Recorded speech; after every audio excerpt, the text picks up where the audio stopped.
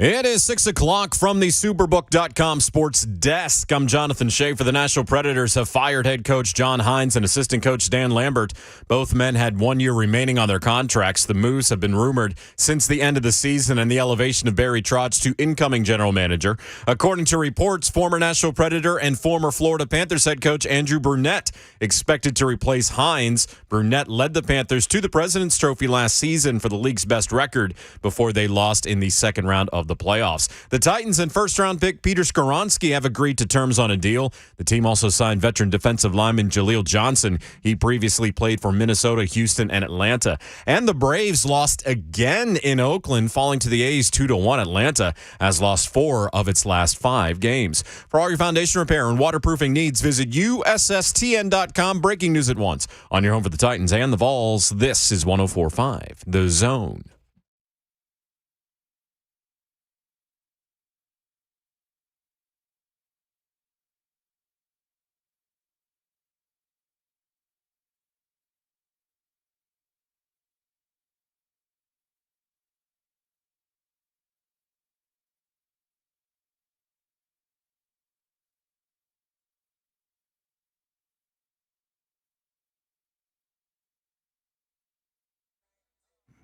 Welcome in on this beautiful Wednesday morning. It's the last day in May 31st.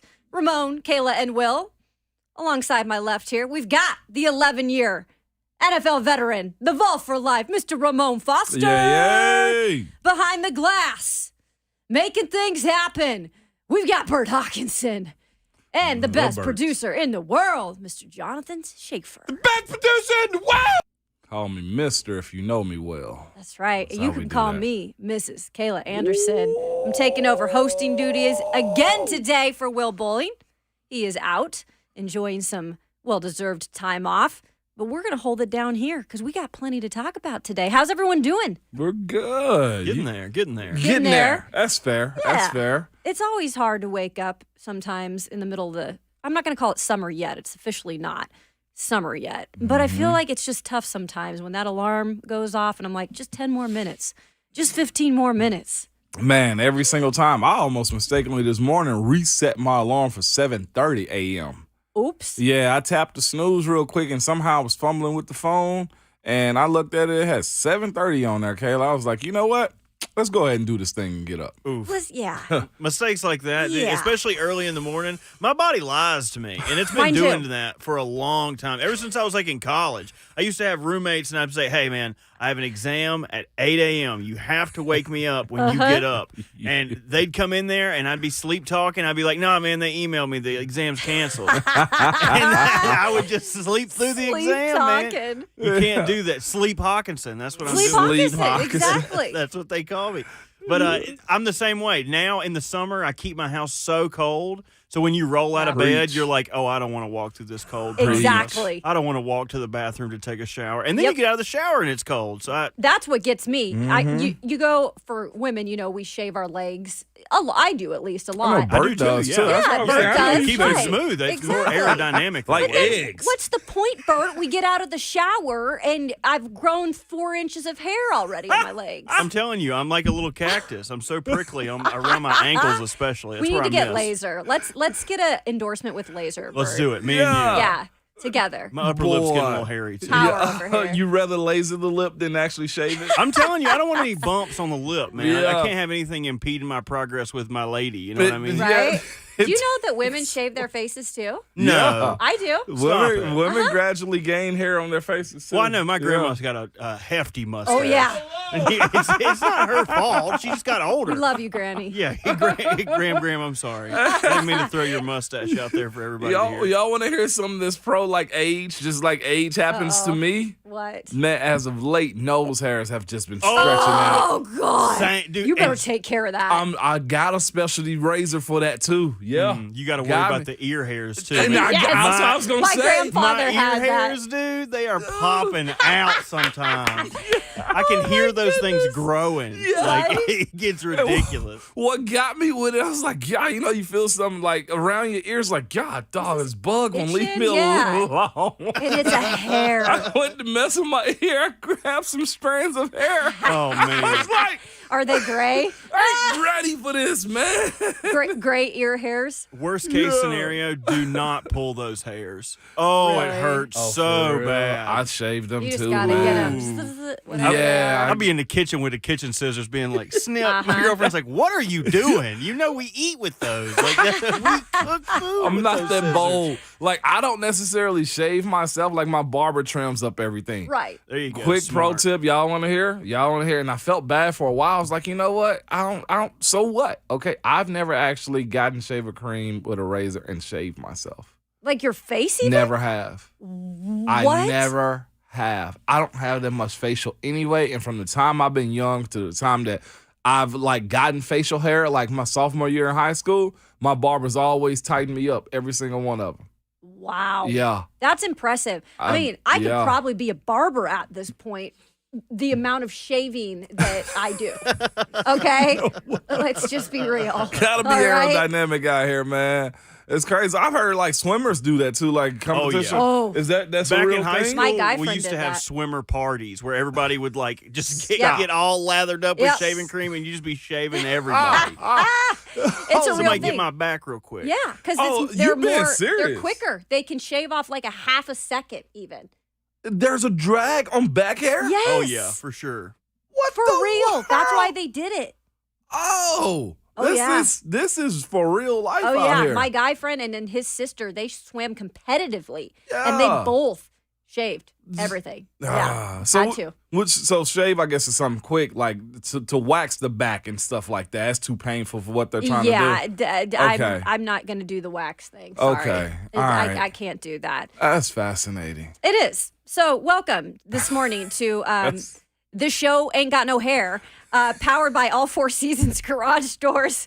when trust matters, count on All Four Seasons Garage Doors in Nashville. Professional garage door installation and repair from a locally owned and family-run business. Visit allfourseasongarages.com/Nashville. And guess what? We have the chat going live on Zone TV. It's already popping this morning. We got YouTube, Facebook, Twitch. You can join in. Just follow us at Twitter. Ramon, Kayla, and Will. We got some guests today. We will revisit our conversation with Tim Corbin coming up here in just a few. Our good friend from WATE in Knoxville, Reece Van Haaften, is here. He's actually in Oklahoma City covering the Women's College World Series. So he'll be giving us some updates about the Vols. And then our good friend, Rhett Bryan with Titans Radio. He'll join us in the 9 a.m. hour. So we've got a really good show coming up, guys. We got everything from Titans to, like I said, we've got some stuff about Vols we're going to chat about. Also, a coach, Missouri coach in particular, saying some stupid stuff. Also, Napier still acting like they broke in Florida out here, too. Oh, everybody want to regulate it now that their NILs ain't popping or their collectives aren't popping, man. It's crazy. It's crazy how that particular situation with Florida when they lost, who was it again? The big 5-star. The quarterback that went Yes. to I forget his name, but the kid that ended up going, I think Arizona State, if I'm not mistaken. Yeah, supposed Because to have of the money. Yeah, about $12 million or something he was supposed to get as a 4-star. Like, kid, you better get that 5th Was he a star. 4-star? Okay. Yeah, he was a 4-star quarterback, but I guess that was their need and necessity at the time, was to get a big time quarterback. And Lord, they cannot get it together right now. Yeah. Everybody's talking too much, Kayla. That's worrisome for the sheer fact that right now in the SEC, they have, a lot of competition, which you're seeing programs like Tennessee, that Georgia has now become the king. Yeah. Bama is always going to be in the mix. We'll talk a little later We about will. maybe if Saban is losing a little mojo. But this is not the time for Florida. South Carolina, might I mention, gaining some steam. Not the time for Florida to take a back seat. No. And it looks like they've been taking steps back. They haven't. And like you said, we'll get more into that, man. These coaches get to Destin and they just start talking and yapping and just acting like we don't pay attention to what they say. Kayla, we hear this. We hear it. And yeah. we can't wait to eat this up. I just wonder what happens at those SEC meetings when you're in Destin, Florida. Like, that's a great destination, It is, right? it The is. beach is nice down there. You get some drinks flowing. Like, I'd love to be a fly on the wall, just sitting and listening to some of these commissioners. You know what I don't like about it real quick, and it's just me being a coach hater that they're getting millions of dollars. They probably got their own beach houses out there, probably averaging about $3.5 million a piece. You know what I'm Right. saying? They're not staying in hotels. Right. Because So- Destin's a destination for everybody in the South. Because you got the head coaches down there. Yup. You've got Commissioner Greg Sankey. Mm-hmm. Did any of the presidents ever make their way down there? I I'm not always sure, wonder. actually, Kayla. I'm not sure if it was just coaches. I would think some formal folks would show up to it too, just because Mm-hmm. there's a lot of discussion and decisions that's got to be made in these type of situations. But yeah, big power play going on right now in Destin, Kayla. Big old power play. It's always a nice place too. I know Paul Feinbaum sets up shop there for the week. Yeah. And he's like right on the beach. I'm going, we got to take our show down there sometime. I love to host off the beach, Kayla. I would be in so much trouble just running to stick my feet off in the water real quick and running back. Yeah, we'd be like Ramon during break. We already got trouble bringing you back in here eating your food, your breakfast sometimes. Could you imagine you at the beach? Yeah, And nah. the distraction. You're like finding seashells. Just a second. I think I just found a good one. He would be like, now hold on. He'd be asking that seashell. Now, how did you get? Now, explain to me how you ended up on this beach. Yeah. Now, how many other beaches have you been at? Are you like a one beach kind of seashell? You feel me? Who sent you? That seashell would be, who sent you? Who sent That you? seashell would be like, can you put me back in the water, big dog? Exactly. I'm dying here. I'm dying from air, buddy.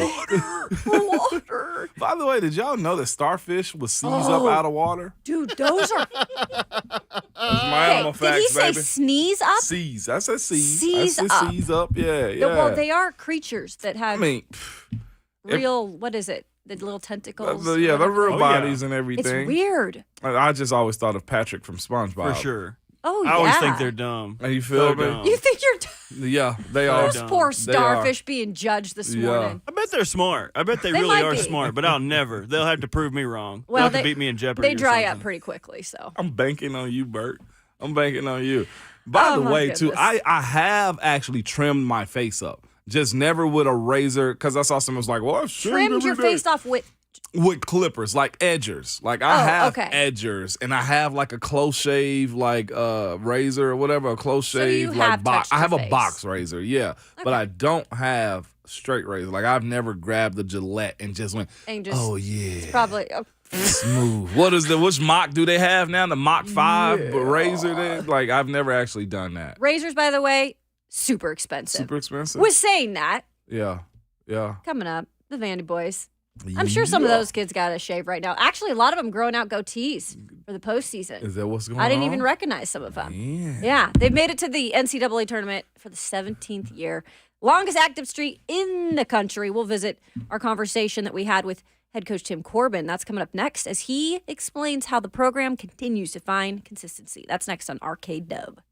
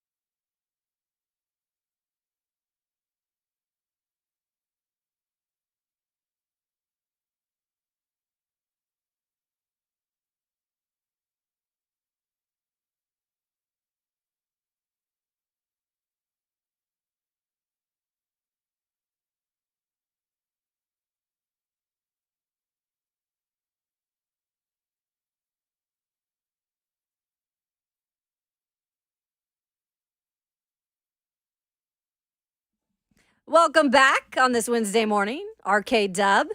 Little George Strait. Is this All My Exes Live in Yes. Texas? Boom. Do you only know that because of the Drake song? Yeah, Bert. He Yes. does, doesn't he? Look at you. There ain't nothing wrong with that, but there is something wrong with that. Oh, I know. my goodness. I'm familiar with the name and I'm familiar with this song, but he did not make the playlist inside of my 2002 Bonneville. No. He didn't make it. So you were not partaking in the social media debate yesterday of Garth Brooks and George Strait. No, it got heated? Yeah. People were, the battle lines were drawn, put it that way. Oh, no. And Bert and I think, agreed on what we thought between the two. I think we are leaning towards Garth. It is so tough for me. I It's know. like watching your kids fight, even though they're both old enough to be my dad.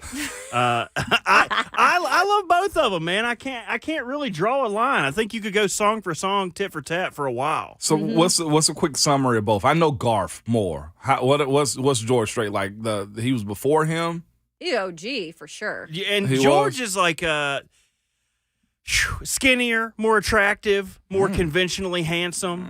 Garth Brooks is kind of like a little rounder, which I can relate to. Yeah, that's my But dude. puts on a heck of a Oh my! A His concert. show is incredible. right. When you look him up, okay, George Strait. He looks him up. I love it. Yeah, I had to just That's to a pay country boy respect. right you feel there. me? And Kayla, that's what I was about to say. Everything about him said you were destined, sir, to be Yeah. a country music star. His name, hear out the entire name. Y'all ready for it? Let's go. George Harvey Strait. Look at that. Okay, from Poteet, Texas. You hear me? Like Poteet, Texas, sound like you just strum up music just Was for that no reason. like population 500? Population of Poteet is 2020. You ready for it? Give it to me. I said 500. 2795. Okay, I was somewhat close. 2,795 people. That's according to the 2020 census, by the way. That's accurate. Dang. Origin, Parcel, Texas. Tuh. And then where's Garth from, Bert? Do you know? Garth is from Oklahoma, isn't he? Let me look it up. I Yeah, think I think so. so. A lot of those guys, you'd think, I just guess they're from Nashville or because they just lived here so long, but a lot of them Yeah, hail from Tulsa, Oklahoma. There Yeah. you go. Tulsa, Oklahoma. Blake Wow. Shelton also. You know his actual real first name? What? Troyal. Okay, well, good thing he didn't take that as his stage name. Troyal Here comes Garth Troy Brooks. Brooks. Troyal Brooks. They'd have called him Troy. Troy. Yeah. They knew her. Is that what Troy is short or long for? Or I does that work? know. Is That's a that good the- question. Is Troyal a real name? Well, Troyal is his first name. I have Troyal. never really heard of that. I've heard of Troll. Oh, Troyal rules. Troyal Brooks. I did not know That's this. interesting. Look at Ramon bringing us the music You know, facts it's this morning, y'all. Cold-blooded research department over here. You know also who would probably sport a cowboy hat well is Tim Corbin. Lightly. You feel me? Don't you think he'd look good in a cowboy hat? He would, but it'd have to be a small one. He wouldn't have a big bucket on his head. I Yeah, think if it like he'll- a real flat brim one. Yeah, I think he'd rock still that have one. to be able to give signs on third base. You want that brim to get in the way. I was so right? fascinated by watching him because down that third Oh, base yeah. line, he is running Yep. and getting the jump. With He the gets the jump. Did you hear the story behind that? Like he does it on every single pitch. No, really. I did not. Well, I watched him and I was of a realist, just like, okay, this dude really does this. Yeah, I mean he probably gets his steps in. I Yeah. can't imagine the amount of steps he gets then in a baseball game just on the third base line. He's fit as ever, though, too. So He is. that goes without saying. But you're right. He definitely, he got a cowboy hat or two in his closet. Yeah. Well, maybe 100%. he'll pull it out this weekend because guess what? They're hosting the regionals They are. again, and they start up action on Friday evening against Eastern Illinois. That's going to be at Hawkins Field. Tickets, I believe, go on sale soon, maybe Yeah. even today. I'll get you the facts on that. But I think they're only selling those outfield tickets, so they're going to go fast. But we actually had him on the show yesterday. If you missed our conversation, it was a good one. He always brings so much insight. And he kind of told us, Ramon, what makes them so consistent, making their 17th straight tournament appearance. Let's hear from head coach Tim Corbin. Fresh off of an SEC tournament win, how was it this weekend for your guys? I know we saw you yesterday, and did they get some sleep? I think they did, Kayla. I hope they did anyway. They got sleep last night because I felt like that was the most important thing they could do moving forward. But I think with the emotions and adrenaline and all the games that they played over that 5-day period, Sunday night was probably a nice night for them. They certainly were pretty active on the bus for the first hour and a half. Then it was really quiet on the way home after that. They probably fell asleep, but I'm sure they've enjoyed that part of it, but they also know that they got to move forward really quickly. Yeah, absolutely. With the regional coming up and you guys hosting again on West End, which is always great news. I know you love that for your guys. How is it then to host again after going to Corvallis last year, kind of be able to sleep in your own beds? Yeah, well, going to Corvallis, you would never vacation there. But Truth. If you had to play there, it's fine. But at the same time, you'd rather not get on an airplane, travel 4.5 hours, and play someone. So this certainly is kind of like you build up enough equity during the course of the year by playing well to purchase your own home. And really that's always the goal, is to try to play well enough where you can play at home. And we were fortunate enough to do that and played well at the end of the year to almost not guarantee it, but, put ourselves in a great position to do that. So we're certainly excited about playing here, playing in front of our fans, but as you said, sleeping in your own bed and being familiar with the environment. Yeah, you guys will be taking on Eastern Illinois on Friday. Coach, this is your 17th straight NCAA appearance, the longest active streak in the country. And I know I liked what you said yesterday. Part of this is just to be consistent. You got to do those tiny things exceptionally well, right?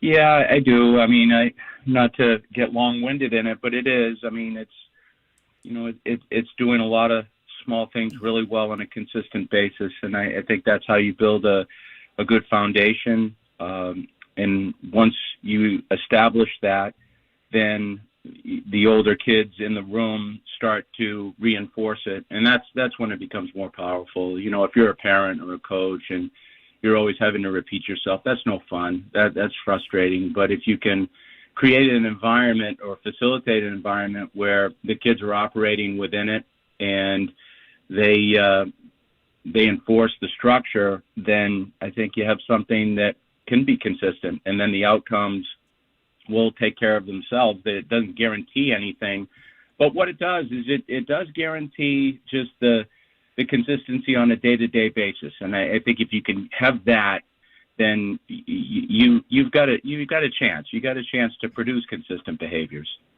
Coach, there's only one guy I know that can pull former NFL GMs out of their house, and that's been you. Kev, I saw Kev last time he was here, and he said he got to spend some time with you, man, as you guys went down this stretch. Yeah, he was fun. We saw him when he came to Arkansas. Came to the Arkansas series. He came with his brother Bob Colbert, but Kevin's great. Kevin was, I think the last time I was on the air, we were talking about him. But I was a student assistant football coach during my time at Ohio Wesleyan, besides playing baseball, and really led me into teaching and coaching. And then once I got done with that experience there, I always knew I wanted to be a teacher. And he was a great influence on me in so many different ways. He showed me how to break down film. And back then, our films, you had to splice the film yourself. It was, it was old style. No one would even remember that, except, I guess, if you're my age, you might. But outside of that, it was just very primitive. But I really enjoyed that. And I enjoyed the ability to learn how to organize and understand, teaching inside of coaching and how to build teams, or at least how to try to build teams. And Kevin Colbert was very influential on me and always will be, and he's remained a very close friend. No doubt about it, man. In that film study, too, I'm sure the way you guys used to do it, you really look at a lot of stuff. You have an Eastern Illinois team right now that's 38 wins on the season, Coach. You guys, and Kayla and I was talking about this, is one of those traditionalist schools where y'all win a lot and teams recognize that. So Eastern Illinois is going to come after you guys. How do you keep your guys focused in this situation? I think it's pretty easy, for us, because I think we approach, opponents the same way all the time. I think the greatest mistake you can make as a person or a team is valuing something, putting a value on a person or a team and just or the shirt. And I think you just approach things the same way all the time. It's the same scouting report, not the same scouting report, but the approach is the same, and how we go about playing opponents the same. And then it gets down to what you can do. But, for us, and we understand this is a one-team regional. That's it. The other two teams, they're not an issue right now. And, one of them we may not even play inside this regional. So it all becomes an Eastern Illinois regional for us, and that's it. But it's just a lot, very intentional steps moving forward. And, for us, it's trying to get better. Right now, it's just trying to take the time that we need to reset ourselves before we get going again. We'll start to slowly break into it today and then do more team events tomorrow and Thursday. Just revisiting also, Coach, the SEC tournament. You guys didn't have the easiest pathway because all of the SEC is very competitive, but you guys pulled it out even after losing to Florida. What was the mindset in that second game to get to the championship bracket, Coach? Well, I think the Florida game that we lost was probably pretty pivotal in terms of what happened. I felt like we played well against them and lost. We out-hit them. And, I think for a lot of different reasons, played better defense. But at the same time, they got the big hit and we didn't. I think the level of frustration after that game was such that, okay, we played well but didn't win, then we got to react. We got to react in a different way. And, that game against Alabama right after the Florida loss was kind of the turning point. We scored 5 in the top of the first, and I really felt like that kind of moved us forward because we scored 4 in the top of the first against Florida on the next day after we beat Alabama. And then that kind of got us rolling. And, we scored early against Texas A&M too. So I think it just we got some momentum, got some confidence. And once we started to do that, then we started to settle in. And I think that, when you get inside of a tournament situation, it's being able to settle in and get comfortable, and hopefully we can do that at some point this weekend. Also this too, Coach, in big-time moments, you need your players to play a type of game. You need your A players to show up. One of those guys this weekend, Enrique Brasfield, Coach. What do you say about a guy that's able to, to seize the big game moments and just really capitalize and help lead you guys? I think it's, I don't think it's any different than the sport you played. I think you get into certain situations where it's playoff football, playoff baseball, and the guys that are really good players that are going to rise to the occasion and play really, really well. It's Jimmy Butler. It's that guy. It's that person that gets into a situation you go, there's no doubt. There's no doubt he's going to be locked in and play well in this environment. And those are the different guys. They're on a different plateau than everyone else. And that's not to minimize the strengths of other people that are on your team, but there's certain kids along the way that play at a high level when you need them to and you need the team to. And Enrique's that guy. He certainly is a talented young man. His defense, you look at the space that he covers, and particularly in Hoover, because that field is really large. It's a lot like ours, but a little bit bigger in the gaps. And the space that he was covering on balls that were hit to the gaps was just incredible. And I think where you would really notice that is if he wasn't there. Mm-hmm. And those balls would fall, they'd be doubles, they'd be triples. But he takes away more extra base hits because of his jumps and because of his speed. He's just different. I mean, he's got one of those bursts that probably like Antonio Brown when he first came into the league out of Central Michigan and got into, played for the Steelers, and you see that burst, you go, oh my God, that's different. Well, he's got that burst. And that's the reason you bring it up. And we used to always stress that, like, A players, when it's go time, you got to step up. So it was good just seeing him be in that moment. And like you said, you don't want to minimize the team, but boy, he showed up, Coach. Yeah, he did. He's a really good player, and he drives the other guys around him too. And I think that's the other piece of that is guys like that who play well also drive other people to reach levels that they've never reached before. So it works in different ways. One last thing before we go, Coach, just wanting to check the health of your pitching staff. I know Hunter Owen, you said, is going to probably be available sometime this weekend.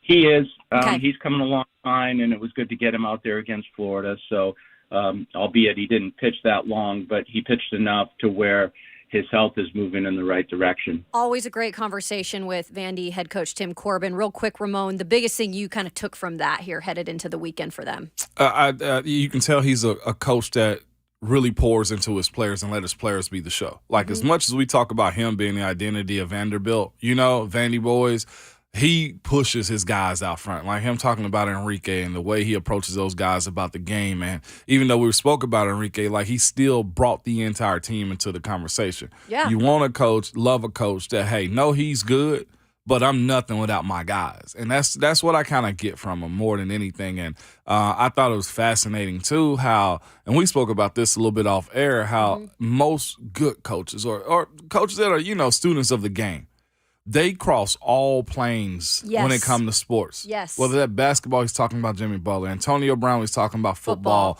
Or just how you really correlate one to another. I love coaches or, sports people that know and understand how to link one to another. They're going to be better. They're going to continue to grow if they pick the brains of the other greats in the sports Facts. atmosphere, right? Yeah. And that includes a reason why Bill Belichick, him and Tim Corbin are friends. Bill Belichick was on campus last year watching the game, before the game, talking down in the dugout. Like, he picks the brains of these great, coaches. Yeah. And that's what I think always continues to help a coach grow. You never want to be stale. And that's one thing that Tim Corbin continues to do. So coming up, the SEC and ACC, they're completely dominating when it comes to hosting this year's regional action.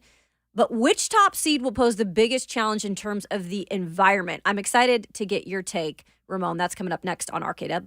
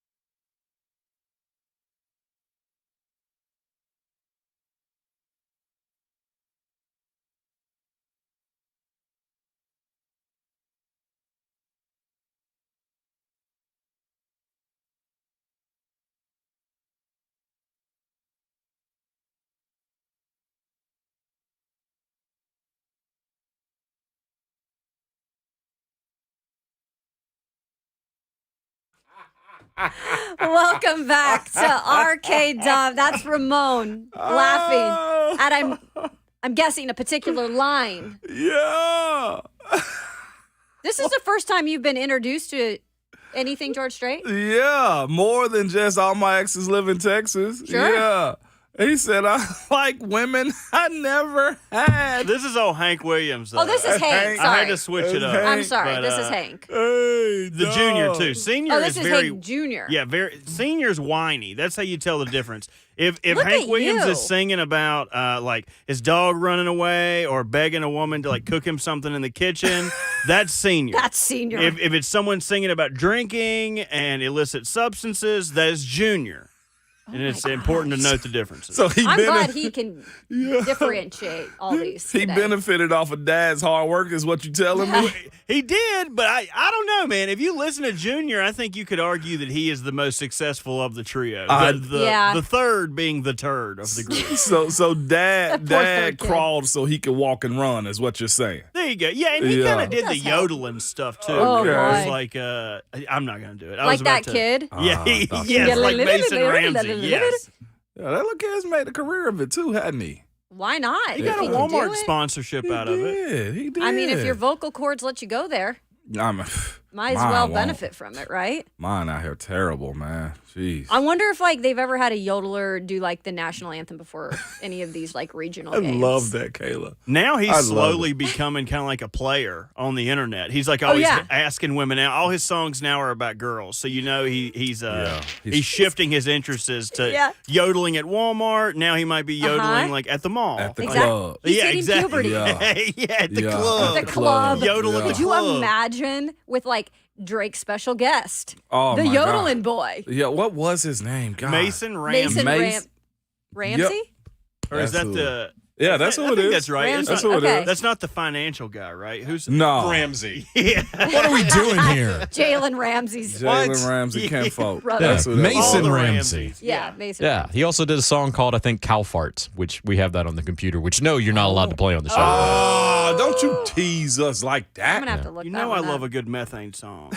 right. So, Put never on mind. your nose I was about plugs, to go folks. into my quick animal facts. I'm So not doing Mason that. Ramsey's the yodeler, Dave Ramsey's the financial guy. Yeah. Okay, and He's Jalen upset if Ramsey's you're the football ordering out. player. And Jalen Ramsey's the From That's right right. here. Good job, Kayla. There we That's go. right. That's right. Figured it out. Good job by the host to bring it back Thank to you. sports local. Thank you, thank you, That thank was you. well done. Yo, Will better watch out, man. Kayla made a dad joke earlier today. I did and a mom everything. joke, but I'm a dog mom. Let's make that clear. The show ain't got no hair. I was like, you know what? That's fair. well, That's I fair. mean, facts, right? Will would have made that up right there. He would have definitely. Exactly. Yeah, he'd a have little laughed, laugh on too. the side. So I don't know if you've been to many destinations when it comes to baseball stadiums Mm-hmm. here in the South, but there's some good ones, Mm-hmm. and it's really, really shocking coming from the West Coast when I moved here years ago, and to see like the difference in terms of just how big those stadiums are. Yeah. Like football stadiums, that's one thing, but even the baseball stadiums are bigger and badder. They are. And there's a lot of teams in the SEC that are hosting this weekend. And so I wanted you to look down this list, and I'd put out a list for everybody. The one seeds that are hosting, like what's going to be the best environment in terms of just the rowdiness, and it's going to make it difficult for opponents, obviously. So the one seeds are Wake Forest, Miami, Stanford, LSU, Kentucky, Auburn, Clemson. Then you've got on the other side, Arkansas, Indiana State, Oklahoma State, Vanderbilt, Virginia, Coastal Carolina, South Carolina, and Florida. So I'll let you go first, Yeah. and then I'll give mine. I got a twofer on twofer it on too. this. Okay. It's who have the most treacherous host city, and who also is the most invasive species of the people they're hosting too. Ooh. So I got LSU as numero uno. Well, it has to be. Baseball is what they do. Like they do everything. Dude, that stadium holds Yeah. over 10,000 That's people. what I'm saying. And it looks just as good as a pro spot. I got LSU number one, and just quickly, Kayla, okay? I said I got invasive species too, okay? Let's go. I got Virginia, Okay. but not them as a host. It's that number 2, East Carolina. I knew you were going to know- go there. Throw them hooks up. Throw them Yeah. hook, you feel me? Yeah. That's an invasive species that if they I get agree. rocking and rolling in Virginia and in Charlottesville, because it's a good destination place to be at too. Yep. So I can see the ECUs going out there and I just can see it too. running the muck. Hey, Robert, have you been to Virginia's stadium, baseball stadium? I have not, but Okay. that is a familiar place for the Pirates to play. They've played there a That's number good. of times under their current head coach. And while you're talking about invasive species, you brought up New Orleans. Yeah. Louisiana's biggest invasive species is the nutria, which is What? like Yeah, the it's a marsh rat. there you go. Yeah. Yeah, you It's Oh, a know. I'm marsh sorry, rat. a marsh rat? Yeah, that's Yeah. what they use in the Neutrogena products. They Okay, well, everybody's going to discontinue that. I'm just kidding. I made that. I made that up. Neutrogena, it's natural. It's a rat. That was your animal fact of the day. Was that one of them? Is Yep, it that a was one of 'em. giant rat or is it like just a rat and it gets a funky name? Bigger than a groundhog. It's bigger. Oh, that's yeah. big. Yeah, like they Okay. grab them by the tails out there, Kayla. Yeah. So, like at LSU, and that's Alex Box Stadium, by the way. If Mm-hmm. you don't know, I have not been there. I have definitely had people that have been there. I've seen it on TV. It is crazy. Yeah. like it's almost like you're watching a major league team in a little bit smaller stadium. Mm-hmm. Do they have traditions there? I wonder, like where they hold up like an alligator. Like Who, at LSU? Yeah, like I just wonder the tailgating there's got to be through the roof. Well, Will and Ron did it last year. That's a Apparently, it is football insane. game. Yeah, I know. Baseball's probably got to be the same. I Got to think be it the would same be, right? conversation. 100%. 100%, Kayla. Indiana State also because they're a smaller school and they need to show out. Wait, I thought you're joking about that. What's that? Indiana State being a rowdy environment. Well, they gotta be. If you're a smaller school, like you need to be showing out if you're a host team. You need to be, but what if it's snowing there? Yeah, that's fair too. We need to get Buck In to May? see if he knows the weather for the weekend. Yeah. I know he went to Indiana. But All he he's would still do gonna is know a lie little to about us. Indiana Buck State. would lie to us about the weather. He would. He'd probably would. say, "Well, they have bottle service, Mm. so maybe Simply how it goes. Never had that in college, man. That's crazy. yeah, I me gotta either." get my funds together. Different kind of privilege. Different. It is for kind those of Indiana privilege. folks. Never would have guessed it though. Nothing else to do out there. Might as well get bottle service. Might as well get That's bottle true. service. Exactly. But LSU's my number one most Yep. treacherous place, Kayla. Me too. So good luck to everybody in that region. Well, we're just getting started on this Yeah. Wednesday. We don't need any luck this morning. Coming up on Arcade Dub, the college football season, it's going to be here before we know it. We're all happy about it. PBF listed their highest graded wide receivers. So we're going to reveal the Vol and Commodore making that list. That's coming up next on Arcade Dub.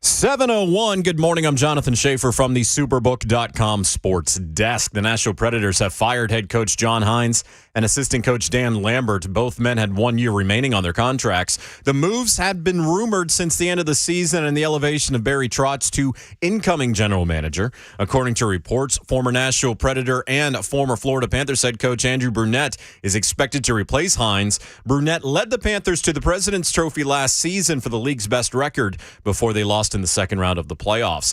The Titans and first-round pick Peter Skoronski have agreed to terms on a deal. Will Levis, the only draft pick not to have a deal yet.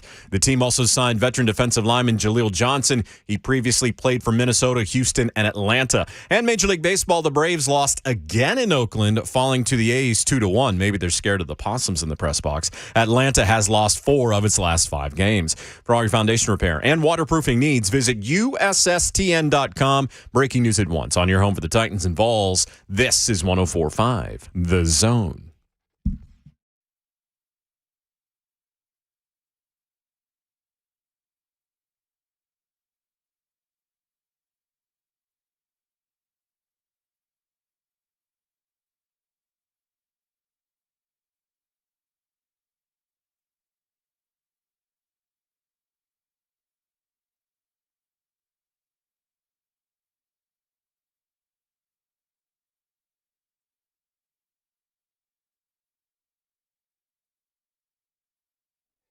Welcome into hour 2 of Ramon, Kayla, and Will. It's May 31st, last day of May, so let's enjoy it, shall we? Alongside 11-year NFL veteran Ramon Foster, involved for life. We've got behind the glass not 1, but 2 really great producers. We got Bert Hawkinson is what I call him, and then we've got the best producer in the world, Mr. Jonathan Schaefer. The best producer in the world! Of the world, Craig. The world. I'm Kayla Anderson, taking over hosting duties for the next couple of days as Will Bowling gets some time off. Maybe he's listening. Hey, shout out, Will, if you're listening. Yeah, I know, he's probably right? sleeping. Chilling, loafing, probably. Loafing. Maybe he's drinking some good bourbon this week, so he doesn't have to get up this early. If he's doing that without us, I'm going to be a little bit jealous, Kayla. Well, you have nothing to say because you still haven't had your barbecue. Well, that's because Will is super busy. I'm putting it off on him now. See? Of course you are. I'm deflecting right now. Man, moan. Yeah, but what'd you expect from me, Kayla? Well, it's been since October. It has You know, been. we've already been on this show now all together for almost 9 months. You know what? That's crazy. That's real. That's going by super fast for us. It really has. The show about to be a baby. Man. I know. Man. Wow. Just wait till we're 2-year-olds. The That would be- terrible twos. right? Terrible Then you're too. in it. We'll be throwing some food at the glass. Love that. Yeah. Food fight anytime y'all want to. I've been in one food fight in my life. Have you Really? And it was at lunch. I We got in believe trouble it. in the cafeteria. Oh, We did it. We had a food fight. That Did you would really? be Full-blown. incredible. I've only seen it in movies, man. Only thought about it. But Yeah. back in high school, did you guys have the trays that were like almost built Yes. to be Yes. in food fights? In food fights. God. Now, if I could go back and change one thing about my high school career, it would be to start a food fight. Really? You have to, it's like something that I think in elementary school, we had it in 4th grade, and we had those trays. And I think it might have been the crusty beef eaters. That we had that day. It might have been those crusty beef eaters. And I think somebody like threw something at somebody, the crusty beef eater, and then it blew up. It's all about the aerodynamics of the food you're eating, too. 'Cause Exactly. if you got like green beans, like Yeah. little stuff, that doesn't work doesn't out. work. You need stuff like mashed potatoes would Sure, be a classic. gravy with it. Yep. I feel like hamburgers, anything that you could like either frisbee out or throw like Yeah. a baseball would be good for a food fight. A lot of freedom in that, you know. Yeah, that's lot of fair. freedom. That's fair. I've never had one before. I haven't. Our high school principals, like, they used to just oversee us like wardens. You know what I'm saying? Oh, like, they do, yeah. And we were all in trouble. Yeah. No doubt about the that. one thing that we did that was just ratchet, and it's so disgusting now as an adult, spitball. Ew. Oh, Yep. Those are nasty. hey, man. The guys did that all the time in class. Yeah, that is a fight waiting to happen. Oh, we did. Did you guys ever do the? Well, kids were so destructive back when I was. They still are, but they used to have these things called hornets. So they would take a rubber band and then they would fold this piece of paper up Yes. and like pull the paper back and launch it at people. Once I was participating in this childish game that that's not really me. I got sucked in, peer pressure, No. and I was shooting at someone and I missed and I hit my teacher right in her butt. And she was so mad about it, dude. That's the last day. Was she older or younger? She was younger. Okay, but well, at least it did not help my case at all. Okay, it Because didn't? they hurt. They No, they do. They do not feel great. So not only did someone like assault her with a piece of paper, it also hit her in the bum. So I got in a fair amount of trouble for that. I'm not new to that. I'm true to it. As you should. I've been getting in Exactly. trouble for a long time. Did y'all teachers crack down on pencil breaking?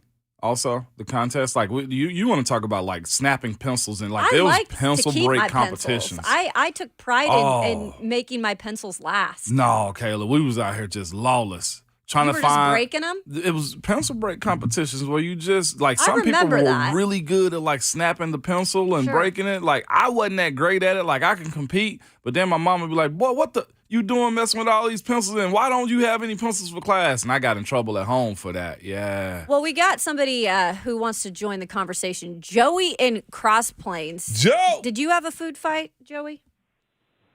It wasn't in high school. So my junior year, I worked at McDonald's in White House, and I was on the closing. I was part of the closing crew, and there's 6 or 7 of us. So one night after we had closed and right before we started cleaning the whole place, I picked up a couple chicken nuggets and I was just chunking them at people, chunking them at the rest of the crew. And so it broke out from there. We ended up covering the whole entire store Wow. that night from back to front, even in the play area. We had with the sauces and everything, they're like, huge giant caulking gun. So we were like running behind people, squirting it all over them, getting the ketchup, and it was a massive mess we had to clean up. I don't think we got out of there until like 3 or 4 o'clock in the morning, and ended up having to go to school the next day. Oh, my goodness. Getting into trouble, Joey. See, Joey, On the job. That's the problem right there, is because y'all were the reason why we couldn't get ice cream, because y'all in there having food fight. That's the reason machine was down, because y'all in There there you go. playing around, Joe. Now we know. Now we know what happens behind the scenes.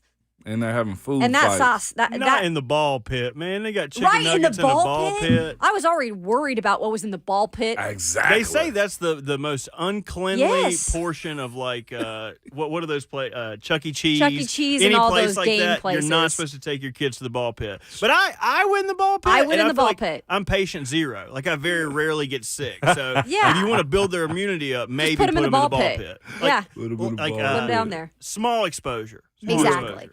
Well, you can join the conversation live on Zone TV. We always love it. The chat's hot today. We got YouTube, Facebook, Twitch. You can join in. You can follow us on Twitter at Ramon, Kayla, and Will. Have you ever had a food fight? Could Yeah. that be a poll question today? Or yeah. you're good at making it creative back there. Yeah. Have you ever had a food fight? No, I haven't had a food fight So before. we got to work on We you. got to work on it. Yeah, we got to. I mean, we can sling some food around if you want to, Kayla, for sure. See what sticks. See what's. There you go. We got Will Bowling Jr. back there. Yeah, I know. Will Bowling Jr. back there. No. That is demerit. Yeah, that's what I was going to say. Nah. Well, not Will Bowling Jr. back there, I've Kayla. demerited myself.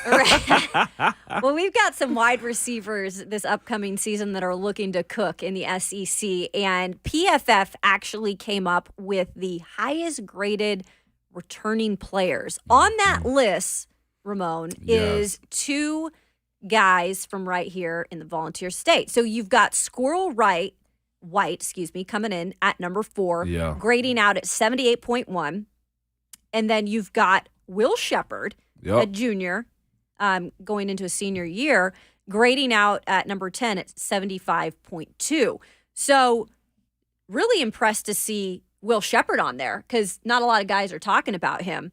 But we knew Squirrel White would be on that list, coming off of a good year, but he's going to have a lot more in terms of his role coming up this next season for the Volunteers. Yeah, Squirrel being on this list is huge for him. A lot of people have been, speculating that he could be the playmaker that the Vols are looking for, too. Yeah. I mean, this is the thing, though, too. He's the guy that's most attractive because you know him. Well, the name, Squirrel. Then you think of him as his speed also. Then he's a small guy that you look at as like, man, he may be something serious this year. Right. With that style of offense that Hypo has crafted up and the Vols have kind of put into their system moving forward, a guy like him that has speed, that's got good hands, and truthfully can go up and get the ball at times. We saw that in the bowl game. A very fascinating pitch for a team like this, man. Squirrel can have a big year, but this is the thing about it. If Squirrel eat, then Brew eats also.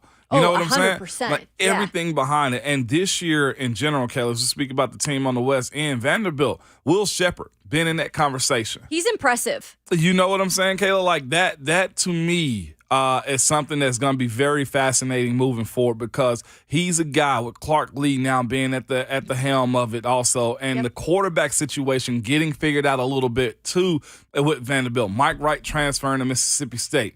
I looked at it and it's just like maybe it was the best case scenario for a guy like him move out of the way because it seems like to me Clark Lee has his guy, and that guy is A.J. Swan.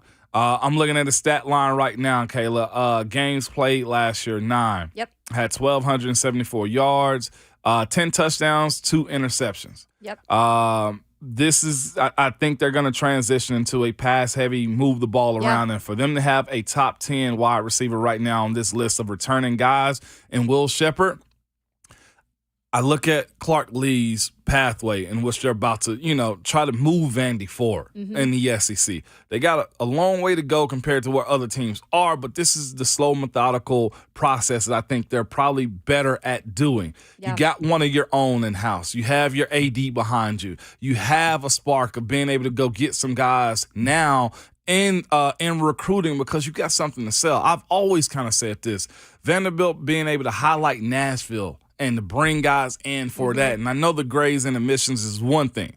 But if given time, and I think Clark Lee will have time, it wouldn't shock me seeing more guys get more praise and more highlights from Vanderbilt. Will Shepherd right now, man, is the guy. And in a world where wide receivers, they reign supreme. It's big. Yeah, 2022, he had 60 receptions, 776 yards, and 9 TDs.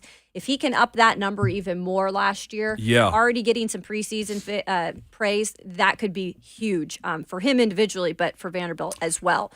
Real quick, we're going to get into more of this coming up after the break, but my surprise on this list, no Alabama wide receivers. And that's big considering they've produced some big names in the past coming out of that school. So we asked the question, does Nick Saban still have a well-oiled machine at Alabama? Right. Or is this a time for Tennessee to start pouncing in some other schools in the SEC? We'll discuss that next on Arcade Dub.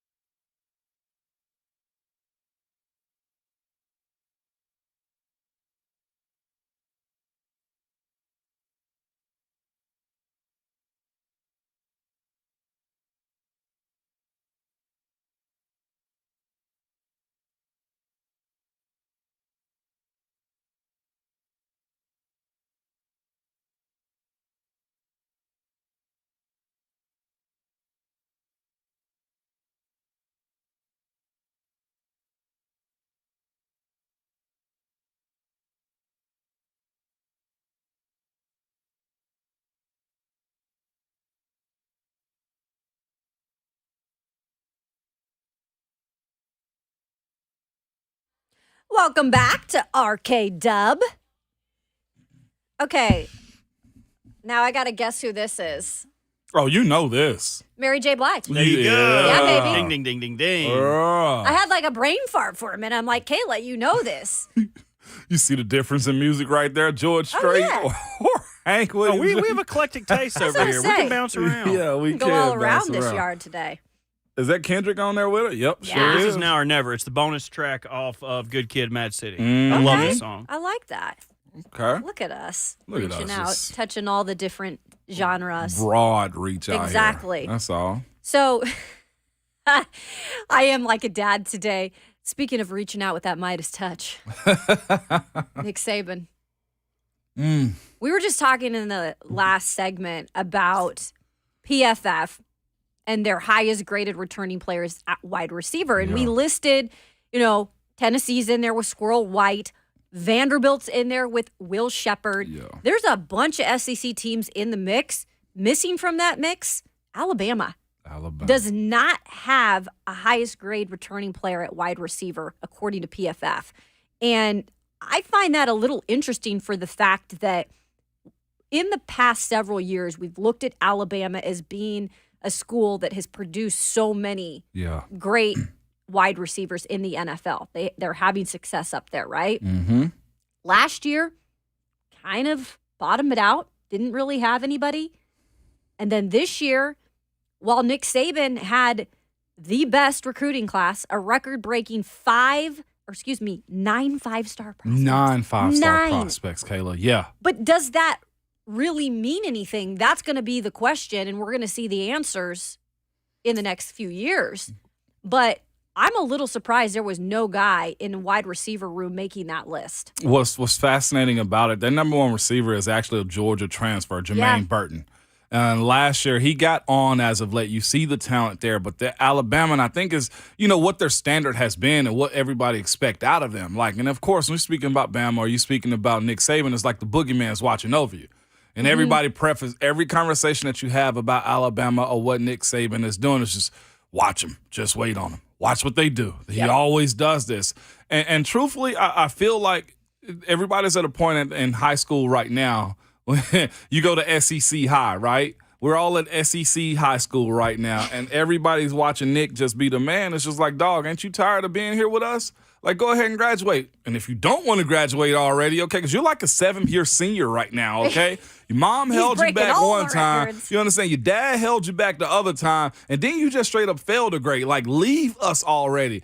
And truthfully, Kirby Smart going over to Georgia and doing what he's doing is kind of, put a little chink in the armor a little bit when you look at what they've done and what the rest of the SEC is doing. And, of course, NIL helps. And these new coaches, Brian Kelly helps in this. You know what I'm saying? Like, looking at what Texas A&M is all about, I think a lot of people have the respect and probably fear for Nick Saban and what they do, too. But the same prospects that he was able to just walk in, flash the pinky rings, you know what I'm saying? Put the rings on the desk. Don't work anymore. And them not having a top 10 wide receiver returning. What does it mean? We'll see what the Right, we'll 2023 hold for Sure. us. But the fact that there is not anybody on that conversation, Kayla, when you have teams like, now hear it out, Arkansas with Andrew Armstrong. Okay, Florida with Ricky Pearsall. Yep. Like, he's a guy, like, that's a team that doesn't really know what their quarterback situation is going to be, but they still have the talent. Ole Miss is on this list. Of course, LSU is on this State's list. on this list. Yeah. And With no Freddie Alabama. Robertson. Yeah. With no Alabama. And what's so fascinating about this, too, most of these guys that are on this PFF top 10 list, and I'll give you the top 10 right now, Kayla. We'll, Okay. of course, mention Squirrel White and Will Shepherd from Tennessee and Vandy. But Dominic Lovick is on this list from Georgia. He's number one, returning guy. Most interesting thing about Dominic Lovick, he's a Mizzou transfer. Yes, he is. He's a Mizzou transfer, and I know this was a team. I know this was a guy that I'm sure Alabama was recruiting also, and he lost out to Georgia. 2 on this list: Andrew Armstrong at Arkansas. You know they got a good quarterback this year, of course. See what KJ Jefferson can do this Gotta year. Yeah. have. Yep, 100%. Ricky Pearsall, of course, Florida. Squirrel White being 4th on this list with no mention of Ramel Keaton or Brew McCoy. A little interesting. That is a little interesting right there. Like, I'm not quick to crown somebody. I'm just looking at it like, all right, young fella. Let's show it, okay? Like, let's show it. But, of course, Trey Harris, Ole Miss. Malik Neighbors from LSU had a solid year last year. Lad McConkey out of Georgia. Georgia's got 2 guys on this list. Freddie Robinson, Mississippi State. Moose Muhammad. Is there a better name in the SEC? That. Moose Muhammad III, too, Kayla. At Texas A&M, and, of course, rounding that top 10 list off of returning players at wide receiver positions is Will Shepherd on the west end there from Vandy. What's fascinating, though, too, Kayla, of course, with Dominic Lovett, Mizzou transfer, Ricky Parasol, Arizona State transfer that's also at Florida right now, and Trey Harris is a Louisiana Tech transfer. Last year had 935 yards and 10 touchdowns, and Trey Harris is at Ole Miss as a transfer right now. Interesting. Yes. Because that brings me to the point now, you can get 5-star classes, right? Yeah. And you can have, like, Alabama coming in with 9 this year. But is now the transfer portal and picking out the right transfer portal piece and how they're going to fit maybe even more beneficial than getting a 5-star? Because you let somebody else raise them. Right. That's one thing grandparents always tell you, aunties and uncles, right? Like, I don't mind watching your kids because I can give them back. You know what I'm saying? Yeah. Like, that's the reason uncles are the greatest. They have the fun with you, and then they send you back. Well, the parents got to raise them. What happens in this transfer portal now is this. You let another university raise them up, and then you get the fun version of them. You know what I'm saying? Like, you get the 8-year plus old kid. You know what I'm saying? 8 years and older. I like being an auntie. You see what I'm saying? And that's what these teams are doing. So you also have to recruit your guys, keep your guys on your team. But then if they also, outplay themselves, like I'm looking at this Dominic Lovett at Mizzou. Okay. I don't think there was much there for him as far as the offense. Drinkwitz is we'll get to him later. You know what I'm saying? Yeah. Like, what is Missouri? And then, of course, if Georgia can give you NIL. And then, of course, they got an offense that you expect to be good. And they got rings. They got rings, multiples. Like, why would I not leave if it's not going to work out for me at Mizzou? Why would I not leave Arizona State if it's not going to work out for me there? Like, there's a lot of this that's going on. But back to the topic at hand here, the Alabama effect. Do I still think it's effective? Heck, yes. Yeah, we can't argue with that. Saban doesn't recruit until, now. Yeah. Every other team has started recruiting a long time ago as far as, what the prospects and who they demand. Like, I think they still can have the pick of the litter. It's just that now you fighting a different animal when it comes down to you just being the man. And I think, of course, teams not necessarily fearing what Alabama is capable of doing, because with the evolution of offenses and now quarterbacks in the SEC too, there's a different game being played. And I say all this and still feel dirty about it because everybody tells me, well, you just wait on Nick. And I'm just like, why I got to wait on Nick when everybody else is competing? Like, we got a team in Georgia that's just won back-to-back. Yep. Like, South Carolina is really surging right now for what it's worth, okay? You got teams like A&M that just hired Bobby Petrino, who to many, including me, I'll speak for myself. Petrino is a stud at play calling. Now, it's a matter what him and Jimbo can do there, but it changed the entire horoscope. And then on top of that, as it stands right now, if I'm not mistaken, or at least I would suspect this, Texas and Oklahoma are already recruiting for the advancement for SEC play. Because they can't, because they're starting next year in terms of joining the conference. That muddies the waters for, Bama recruiting in Texas, recruiting in Louisiana. You know what I'm saying? Like, being able to go from Alabama to California. Like, no, just make that pit stop right here in Austin. And let me pose this to you, too. So this could be a year to pounce in the SEC in terms of really putting Bama down maybe another notch. Yeah. And again, I am not saying that Alabama has lost its mojo by any means, and don't try to argue with me about that, because that's not what I'm saying. Right. But there is a reality of digression of teams, and I feel like there is a little bit of digression just for the fact that Georgia has kind of taken over that top spot. Then yes, that's digression, because Alabama, I feel like, was that number one spot in terms of rings. Yep. You know, what they were doing year to year, the expectations are always going to be high.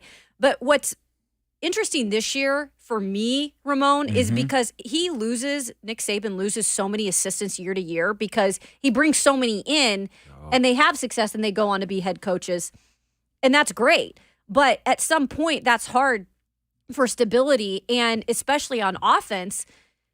Because this year, again, he's bringing in a new offensive coordinator in Tommy Reece, which I know not a lot of people are absolutely thrilled about him. We'll see what happens coming down from Notre Dame. And then you look at the quarterback room. Okay, how simple is it then to go say, we're going to take Tyler Buckner, bring him down here from Notre Dame because he's familiar with Tommy Reece. Mm-hmm. You've got Jalen Milroe and Ty Simpson. They're all competing. But is that the answer? We don't even know what we've really seen from that Notre Dame. Can you really say that's a well-oiled machine? There's so many questions on offense for them this year. Yeah. And that's going to be interesting because defense is never a question for Nick Saban. Never a question. That's his baby. It is. But this will be interesting. And I think that's the biggest point of it all right now, too. And over the last, how long, y'all? 7 years? Bama has had some type of quarterback that's kind of mustered them when hasn't been the case. And I think in today's game, the way the offense, specifically in college, because college with the hash marks, you can do and create and move around, whatever. It ain't just Tennessee using the hash marks to their advantage. It's other teams too, right? And that's one thing that hasn't been said as much. So having a quarterback that can sling it or extend plays like Bryce Young, you know what I'm saying? They don't have that in-house right now for them to go get a transfer guy. And the rumors out of Tuscaloosa is we don't know what we have right now at quarterback. That's a little scary. That's a little scary because the most important position on every team, I don't care what you say, is the quarterback. Now, I understand in college, you have a stud running back, Bijan Robinson, Derek Henry, Mark Ingram, you know what I'm saying, Cadillac Williams. You throw those names out, different. Yeah. It's different. Okay, They can win games by themselves, right? Reggie Bush, do dynamic stuff by themselves. But in today's game where you're able to spin it and teams can score quick on you, Bama doesn't seem to have that guy in-house right now. And I'm not saying this because it's Bama, but Jalen Milroe has been a guy that they have questioned. We've heard his name, but what is it? We haven't heard much besides that. Well, 58.5% last year also. He threw 5 touchdowns and 3 interceptions. Ty Simpson got, I guess, cleanup burn last year, 80% on the year, but that's only 5 attempts. Right. He was 4 for 5 with 35 yards. And they were that uneasy to bring in Buckner, who already has familiarity with Tommy Reece, the new offensive coordinator. But that doesn't mean that that's going to be the guy. Right. That's not problem solved. To me, this muddies the water even more. What you're saying is that Tommy Reece is not a Lane Kiffin guy. I'm not sold on him like that. Not even close to Lane Kiffin. So if you're right here saying this, Kayla, non-coach, non-player, but you know the game.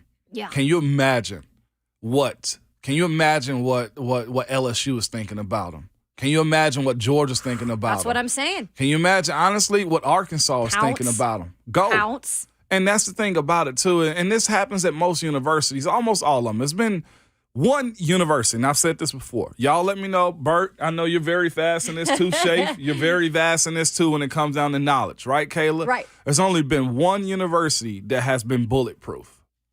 In my opinion, Ohio State. Yeah. And they've gone through some times, though. One bad year, I think. And then they bounce right back. Everybody catches the downturn at some point in time. Now, of course, if teams are attacking Alabama the way they want to and the way it seems nowadays, like, yo, we'll compete with you no matter what. Right. Then, it can get a little sticky for Coach Saban.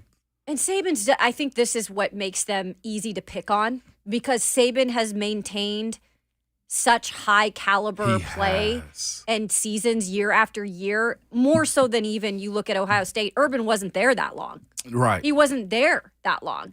I mean, this is different what Nick Saban has done down there. It is. And the other thing, though, too, Kayla, it was fine when you had total control.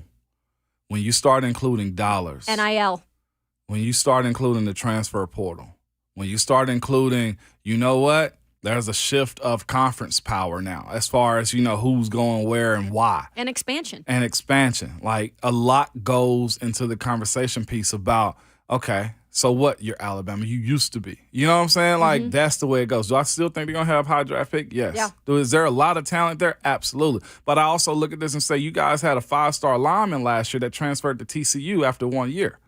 You still, you have a 5-star quarterback and another 4-star quarterback in-house right now, but you also recruited 2 other 4-star quarterbacks this recruiting cycle. So your guy isn't in-house. So if I'm in a predatory move right now, I'm stalking, Kayla. That's all I'm saying. I'm stalking. And for them to not have a wide receiver in the top 10, Alabama has been wide receiver if we can be honest, over the last 5+ years. And they've been, for the most part, real good in the pros. They have been. You know? They develop well, Kayla, when it comes down to it. But the SEC is just wide open right now. Mm-hmm. Recruiting is at an all-time high. Everything was fine in the SEC with one guy being the dictator until you add in NIL. Yep. That, to me, is that levels the playing field. And I'm not going to get into ages and make this like a thing, but at 71 years old, Nick Saban is definitely entering the later years of his life, right? Mm-hmm. And you've got so much youth in terms of coaches in the SEC. Yeah. And when it comes to dealing with NIL and just the times, I feel like that's easier when you're just closer to that type of thing, right? Yeah, Where yeah. you just kind of understand it more. And I know Nick Saban understands it. Don't get me wrong. He's a GOAT. However, he's tired probably. And this is like a lot of stuff. When you're dealing with NIL and you're trying to compete with all the Georgias and LSUs now, like, it's exhausting. And it is. And then when you also talk about that 9th game that Sankey and others have Which been we'll see talking what about, happens, we'll see what happens on that too. And of course, you got Napier speaking about tampering when it comes down to recruiting your own players or other teams in the SEC. Like, it's a different outfit. Like, you really need to be built for it. If you don't evolve with what's happening now in college sports, you're going to be left out. Yeah. Now, of course. And he's evolved. Let's make that clear. Nick Saban has evolved. He has evolved. And that's why I throw the contingency on it like, okay, we'll see. Yeah. We will see. But if I'm a team now, and I don't say this just because of Vols beating him. I've been saying this for a little while. Sure. When it comes down to the NIL. When he made that statement last year, remember at that Booster Club about, hey, we got to get money and all those types of conversations, that's when the game was changing a little bit. Yeah. Yeah, and Absolutely. Speaking of that, On3 had a big-time NIL convention here yesterday for 5- and 4-star guys, man. Yeah. Crazy. That'll be interesting to see how that all develops. I want to chat about that really quick after the break, the NIL coming here to Nashville. We also have a great story to bring you. Missouri's head football coach, Eli Drinkwitz, made a comment not going over so well in college football. We'll explain coming up next on RK Dub.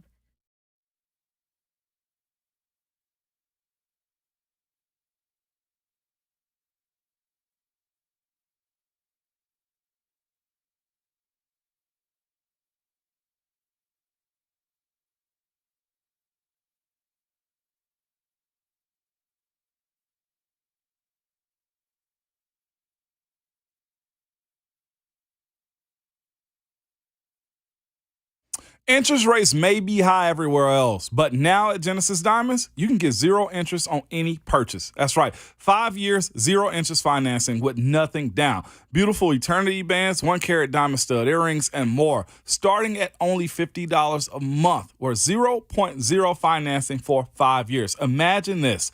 That $6,000 designer ring is $100 a month. Genesis will even finance the sales tax also. And interest rate relief is just another way that Genesis is always looking out for their customers. They have pre-owned Rolex watches are included in this also, so get that timepiece you've been looking for, as are all Genesis name brand designers. So you can get the ring of her dreams at a monthly payment you never dreamed possible. It's a great time to celebrate that anniversary with a new center stone diamond or spectacular diamond tennis bracelet or eternity band, whatever you choose. Get the crazy low Genesis value price and then spread your payments over 5 whole years without a dime in interest. Now through July 1st only at Genesis Diamonds.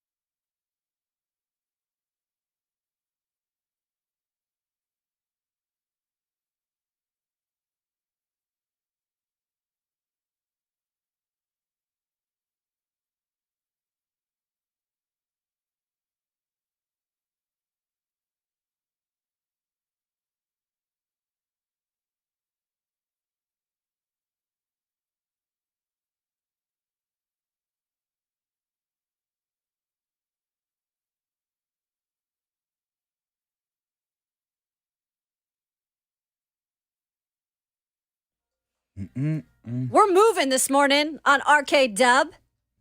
That's right. It's Wednesday. We're acting like it. Hump day. Hump day.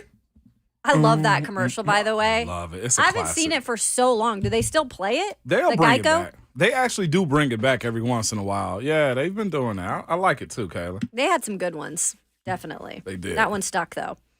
So we had kind of talked about the SEC in terms of programs maybe pouncing this next season on teams like Alabama that we have some question marks about, Yeah, right? we do. Especially offensively. One team that I don't know will necessarily do that is Missouri. I'm not trying to hate, but kind of. Call a spade, Kayla. It's all right. When you right. Say it with your chest. You feel me? I'm not sorry. There we go. That's the homie I'm looking for. Come on. But look, it's not just us in the studio. We've talked about head coach Eli Drinkwitz. It's people outside of even the SEC that have kind of heard some stuff about Eli, maybe rubs them a little wrong. And then yesterday, Travis actually showed me the story. Yeah. He goes, "Have you seen this?" He handed my phone over. And so I guess that Eli Drinkwitz says that college players through NIL are making more money than his brother-in-law, who is a pediatrician. Quote, "He saves lives." And you know what? That's great. And we thank all of those who dedicate their time to help with the healthcare and for younger children. That's not even a problem. That's awesome. The issue here is that he has a 17-9 record since taking over the program in 2019. He was awarded a new contract, though, at the end of last season, which he got a little bit of a raise. It'll pay him $6 million in 2023, $6.25 in 2024, $6.5 in 2025, $6.75 in 2026, and $7 million in 2027. Yeah. And you're having an issue with NIL and bringing up money. Mm-hmm. Like, that completely rubbed me wrong, and I know a lot of other people. Yeah, no doubt. And I know this Babsy guy. I just got to mess with Babs because I can. Shout out to our 3HL teammates. Yes. You feel me? Yes. I know this Babsy's dude. But Babsy, he got to stop. I didn't know that was Babsy's dude. Yeah, well, she got a couple. Drinkwitz is real crafty. So that's one of his she works things. with Yeah, them, she works obviously, with when Drinkwitz. she does college Sideline football. stuff. Like, I'm just messing with Babs because we can, and we got the first time at the mic, Kayla. You feel me? That's all it is. I'm petty like that. Taking at times. advantage of the mic here earlier. But Drinkwitz, that whole conversation, people are making more money in NIL than my brother-in-law who's a pediatrician. Never have a disrespectful thing to say about any pediatrician or doctor or anybody in their profession for that matter, Kayla. But these aren't the two same things. They're not. They're not the two same things. Like, you go to school for a specific reason to do certain things. Like, the thing about Eli Drinkwitz is this. You're not calling out your own self and making all this bread when it comes down to those kids who are doing it for free. Exactly. Those young athletes. We'll just call them that. Young businessmen now, if we want to also, right? Which we'll get into in a minute. I want to ask you about that. And this is where it becomes bothersome. Like, your brother's doesn't have a TV deal. He's not a part of an SEC association. He's not a part of ESPN. Like, there are certain things that come along with that. So do you think it's fair that you can still make $6+ million a year and this kid gets nothing and also will get suspended or expelled if he does take something from somebody? Right. This is just working backwards right here when it comes down to how he views this. That's not going to help him It's on the not recruiting going to. trail. Because these kids are listening. They're on social media now more than ever. Yeah. And we've heard kind of Dabo Sweeney's outlook on this too. And Of he's course. not a big proponent of NIL. But I will say that they've established something there. And they've won championships over there. They have. So at least they can use that to their, advantage or the talk piece. Yeah. Yes. But Missouri, it's like you're trying to build something here, Drinkwitz. Exactly. So what are you actually doing? To me, I just thought it was neglectful. I thought it was a very bad sound bite for him. He tried to really make sense of something that right now everybody else is on board for it. And it's like, if you don't say anything. Mm-hmm. Like, I love how candid and open he was and what he said. He's right. I think teachers should be paid more. There should be more funding for teachers. I 100% agree with that, Kayla. Same for his brother who's a pediatrician. But this is the thing. There's only 1% of guys that really get this type of stuff anyway. And if you don't like the process, then you should have said something years before now when it came down to guys getting paid. Because that's the thing we used to tell coaches. Look, I ain't got no money. And at this point right here, I'm either going to go borrow something from somebody I can't, or I'm going to take out a loan and get more debt when I'm supposed to be here for free. You're the one that's supposed to take care of everything else. And that scholarship is paid for in blood, sweat, and tears. They can keep hey, you get a free education. What is that education right now? When you're raking in $6 to $10 million, $12 million a year, like seriously, what the heck? Mm-hmm. You mean to tell me that it's just supposed to stay that way? It's not supposed to stay that way when you know it's unfair. Heck, I was a guy that had to stay on campus over Christmas break because I had no money to actually go home. But here I was starting games and playing and bringing in revenue to the university, and I couldn't get anything. So it was supposed to stay that way? Right. No, absolutely not. It's not going anywhere. So NIL is here for right now to stay. And if anything, it's going to grow. Mm-hmm. So if you're a coach who wants your program to grow, my advice is to just have to embrace it. You might not love it. No. Nick Saban doesn't love it. Absolutely not. But for the most part, he understands it's now business for these players as well. And coming up in the next hour, I do want to start it off by asking about the On3 NIL event that was held yesterday right here in Nashville. And you were able to kind of listen to 3HL yesterday. I thought it was interesting listening to some of the athletes who said you wouldn't have even known that they were coming out of high school. That's how much these young men have to grow up nowadays with NIL affecting so many things. We'll get to that. We have 2 hours, 2 to go.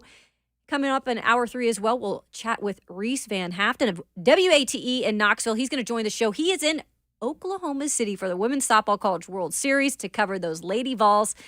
That and much more coming up on RKW.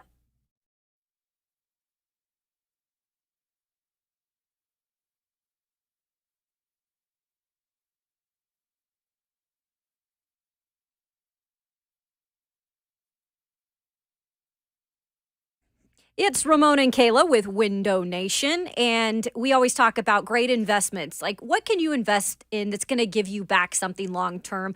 Well, we've got something for you. Some amazing news from Window Nation.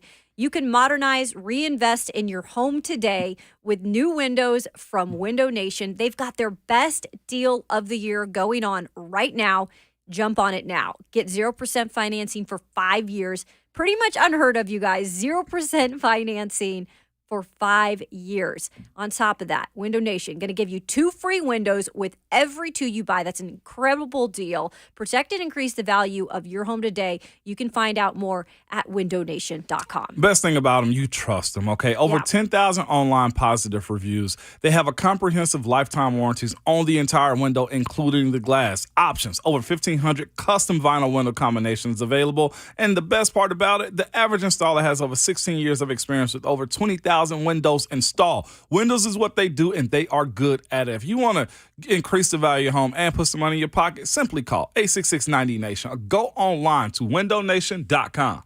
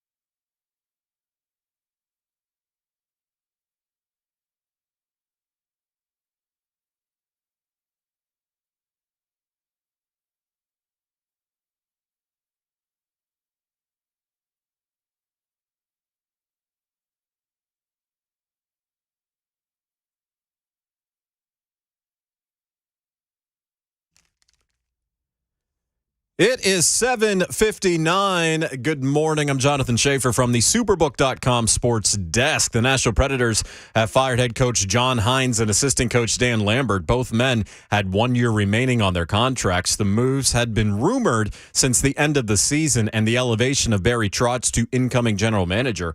According to reports, former Nashville Predator and former Florida Panthers head coach Andrew Brunette is expected to replace Hines. Brunette led the Panthers to the President's Trophy last season for the league's best record before they lost in the second round of the playoffs. The Titans and first-round pick Peter Skoronski have agreed to terms on a deal. Also, the team signed veteran defensive lineman Jaleel Johnson. He previously played for Minnesota, Houston, and Atlanta. And Major League Baseball, the Braves lost again in Oakland, falling to the A's 2-1. Atlanta has lost 4 of its last 5 games. For all your foundation repair and waterproofing needs, visit USSTN.com. Breaking news at once. On your home for the Titans and the Vols, this is 104.5 The Zone.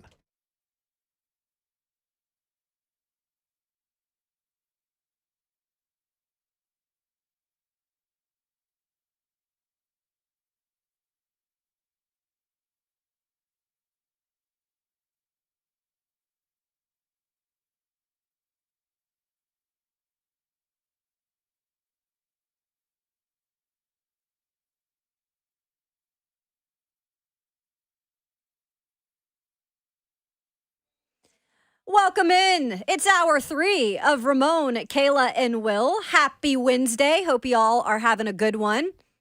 Should be 80s today. Yeah. Partly cloudy, so not too hot. Enjoy it while we can.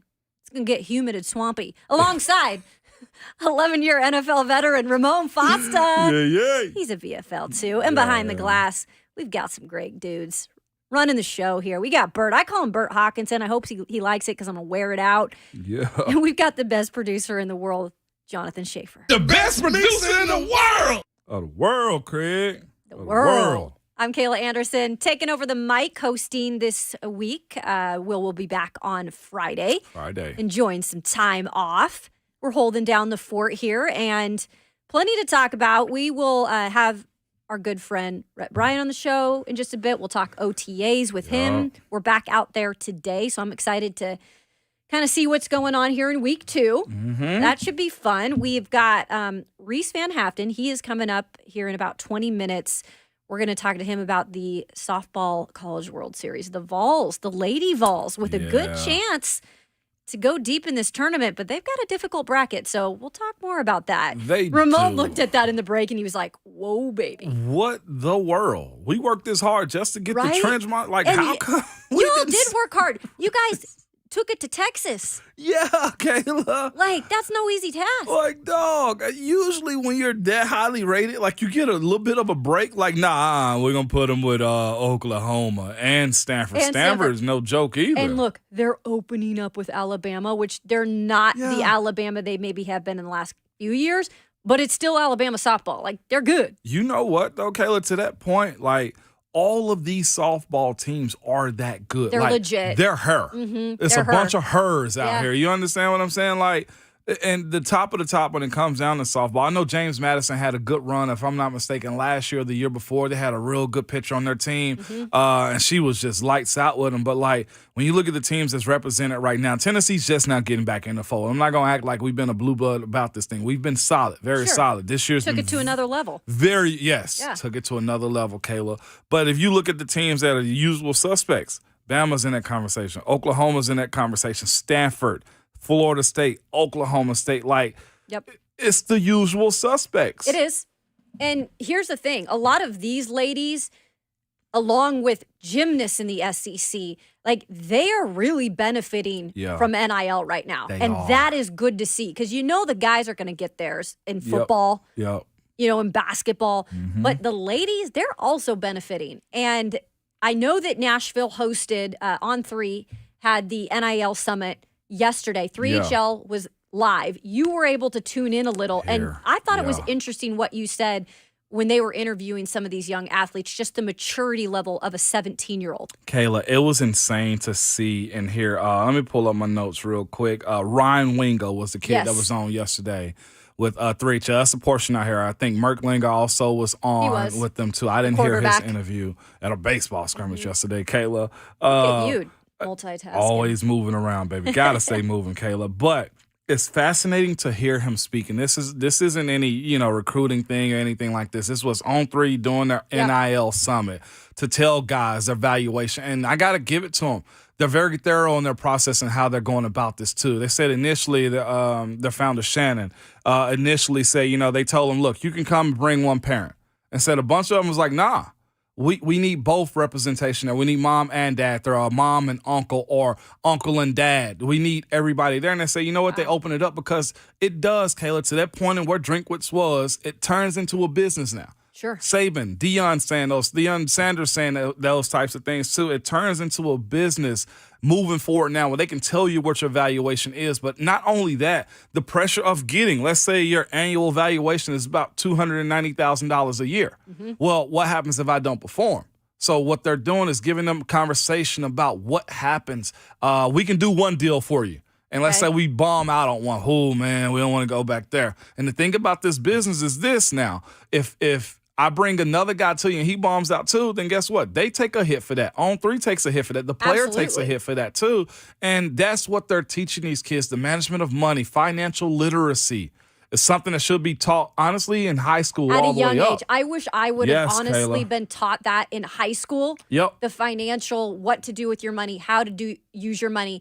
And now you were saying, because a lot of us were working in high school. Like I worked ever since I was 16 years old. Mm-hmm.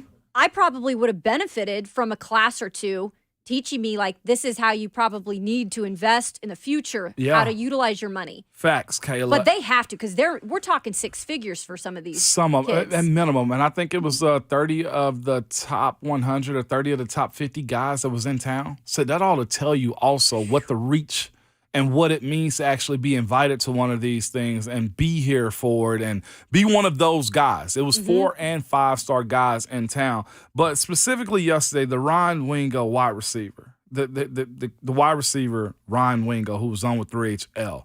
Kid recently, if I'm not mistaken, on his age, just turned 17. My goodness. Hearing him speak to 3HL yesterday just enlightens you that maybe these kids can handle this for the most part. Of course, there's always that 1%.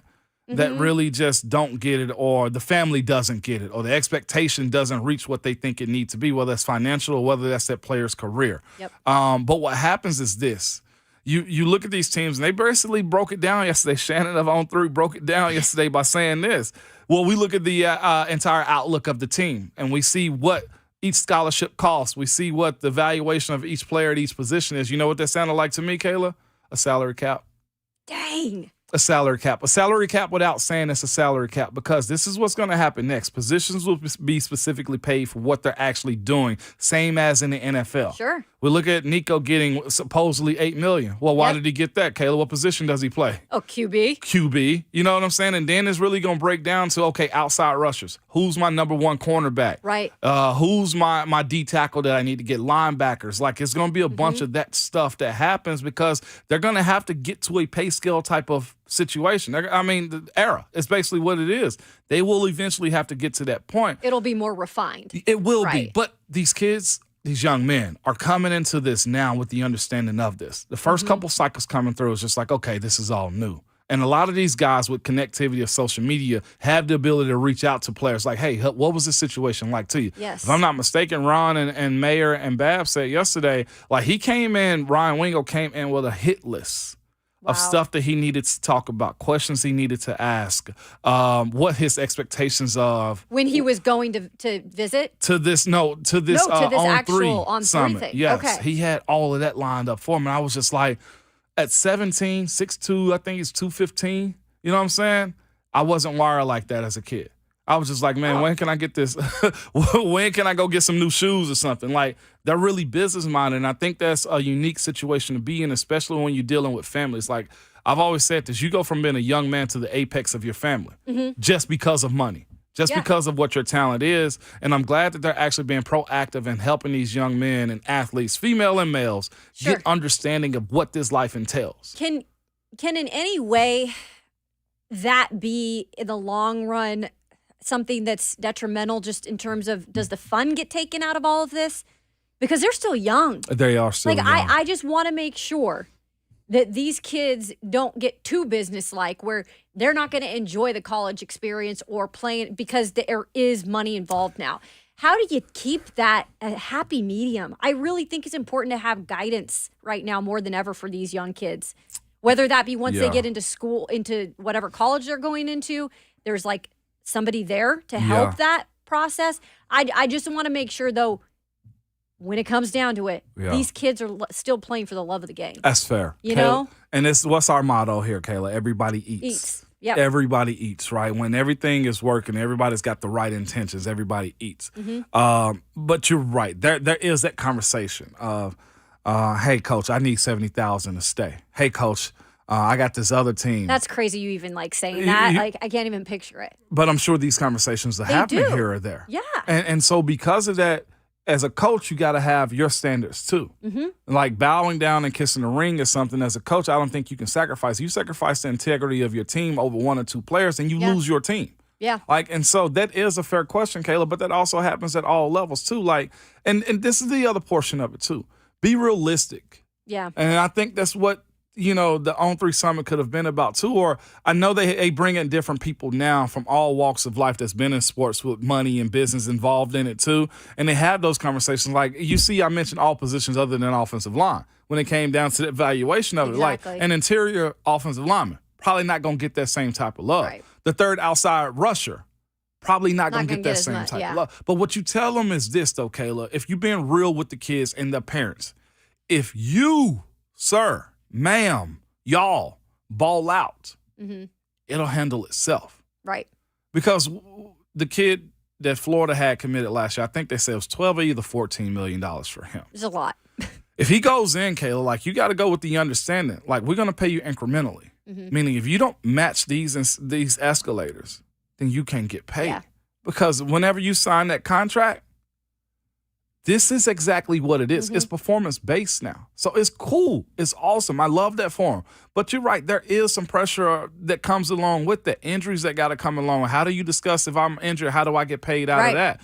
But I don't think it'll take away from the essence of the actual game and the college experience. Heck, I've seen more Hellcats and gold diamond chains I ever seen in my life. Me too, man. I wish I had that. Real quick, before we go to break, let's get to Jason in Nashville talking NIL and Bama. Jason, what's up? Thank you guys for taking my call. I was listening to you guys as far as Nick Saban goes. I actually, and correct me if I'm wrong, I think this would be the perfect time for him to just ride off into the sunset. If you think about his age, and then now I'm not trying to take away from anything that he's done, but it had to be better for him when he had all these top groups just coming to him. You know what I'm saying?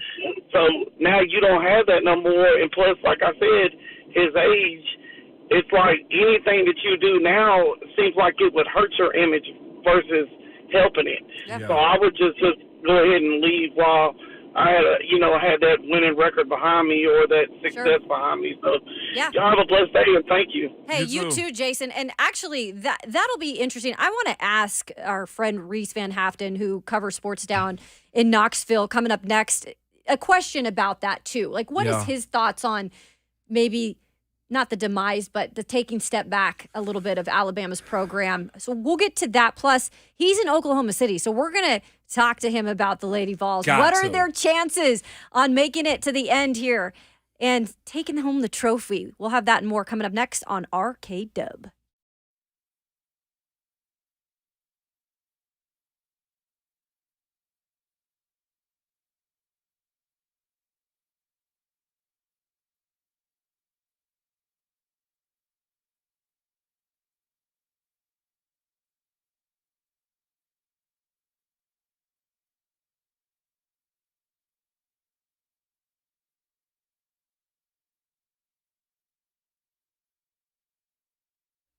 I'm joined now by our good friend Dean Glasscock of Arbor Art Tree and Shrub, your expert in trees and shrubs right here in Middle Tennessee. And Dean, we say this all the time, and it's true. You guys offer so many great services. Today, tell the listeners a little more, though, about your plant care program.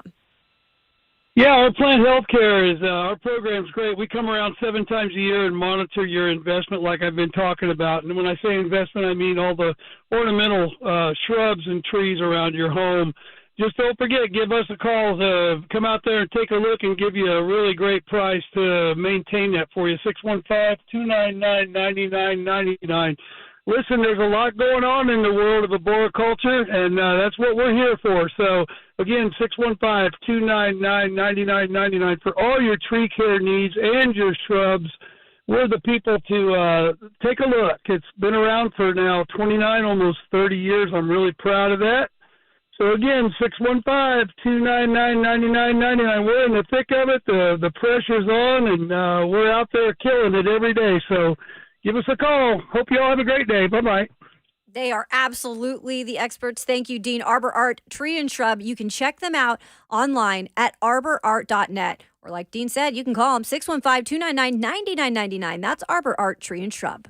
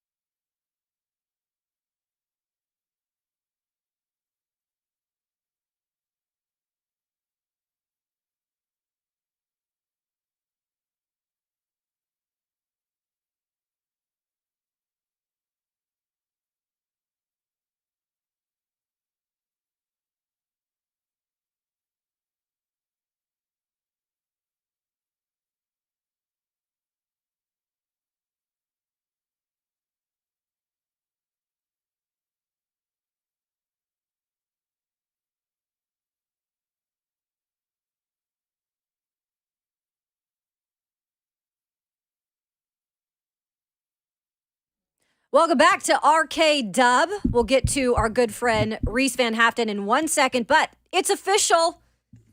The Nashville Predators have hired former Predator Andrew Brunette as their new head coach, the fourth in franchise history. He was the first to ever score a goal for the Nashville Predators. So there it is. It's official. He will actually speak with the media along with general manager Barry Trotz and outgoing general manager David Poyle later this afternoon. So we'll have a little bit more on that tomorrow. As for now, let's shift gears a little. Let's talk a little softball, a little baseball with our good friend on the Mark Spain Real Estate Hotline. It is Reece Van Haaften out of WATE in Knoxville, but you're in OKC. Reece, how's it going? Hey, we're making the trek right now. We're actually about a couple hours out from Nashville. I almost could have stopped in studio. You could have. Dang it, Reece. Shame on you, Reece. Little pit stop. We would have had some coffee for you. Man. I need it at this point. It's going to be a long week. And with saying that, I don't know, have you been to the Women's College World Series yet in Oklahoma City? Surprisingly, no. Okay. Being from Oklahoma State, I've never been there. What? Yeah, I know, right? It's an incredible environment. So one thing is you're going to have a lot of fun, but the Lady Vols, what a run so far, from the regionals to the super regionals. Now they're going to be starting their run in the Women's College World Series, taking on Alabama out of all the schools. What were your thoughts when you heard that matchup? Well, first of all, they weren't exactly happy with the regional showing up when the bracket was thrown up, so I'm sure there's a little animosity from that standpoint because Alabama got a little easier regional and got a 5 seed despite, I think they were like 5th in the SEC. So I think there's a little animosity there. It's going to be a good matchup, but the pitching is the interesting point of view. Montana Fouts, she's finally healthy, it seems like, and pitching well. And then you got, for the Lady Vols, Ashley Rogers. How the pitching lines up, and if the offense can put up enough runs. Obviously, with the Lady Vols pitching, you only need a couple, it seems like, after that super regional. So the pitching is the most interesting part of this for me. Yeah, and it always is, right? When it comes down to this in the Women's College World Series, it's like you've got to have the pitching, right? I also found it interesting, even this side of the bracket, when I'm looking at, even if, when Tennessee advances, taking on either Oklahoma or Stanford, like there's no bad teams in this Women's College World Series. No, not at all.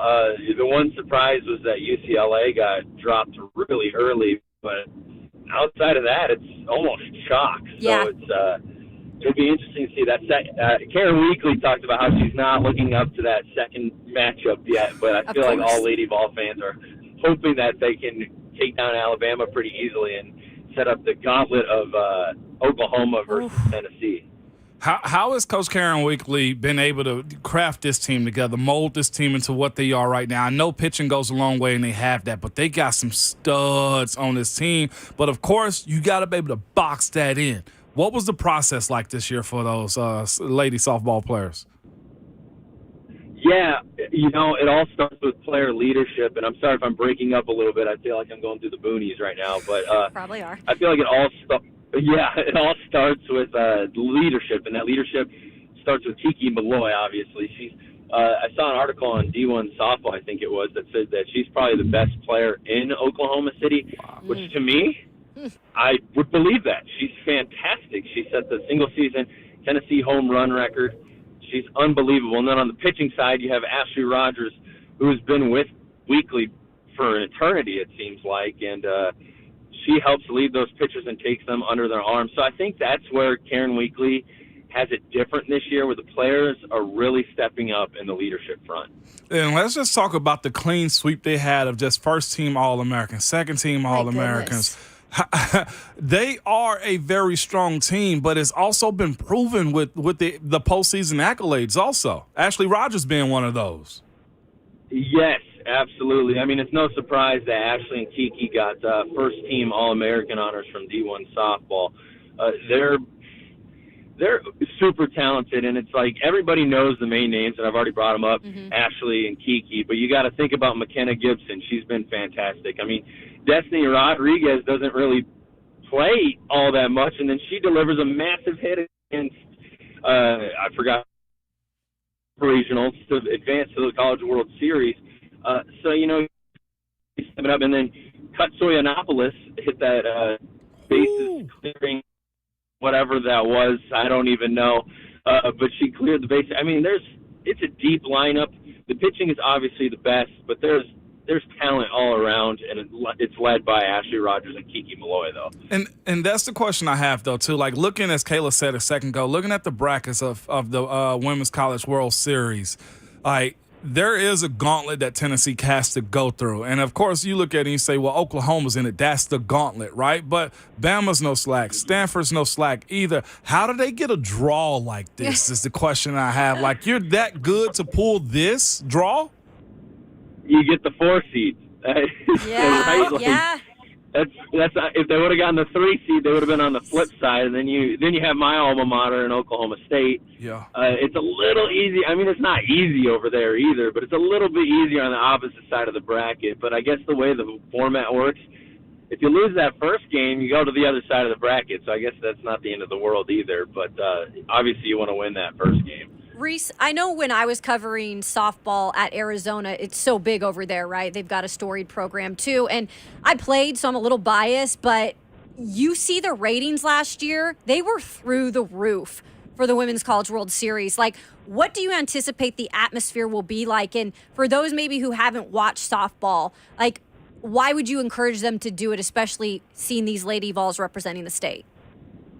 Well, if you're a Tennessee fan in general, you want to watch this team. It's a completely different vibe this season. Karen Weekly is a little more laid back. She says she's always kind of lived by the rule book, where the unwritten rules, where you don't show up the opposing team. But now she's out there at the SEC tournament. She hit the gritty after they won it. Okay. So I mean, yes, it's crazy. She's so much more laid back, and she said that leadership evolves. And she said with social media, she realized she had to be a little bit different, a little more celebratory, because this generation is all about that. I mean, you see it in Major League Baseball, where it's let the kids play and let them do what they want. Mm-hmm. It's kind of taken its way over to the softball field, and Karen Weekly's embracing that. Now, as for the attendance and the craziness, as long as you have Oklahoma and Oklahoma State in the field out at Oklahoma City, it's always going to be massive.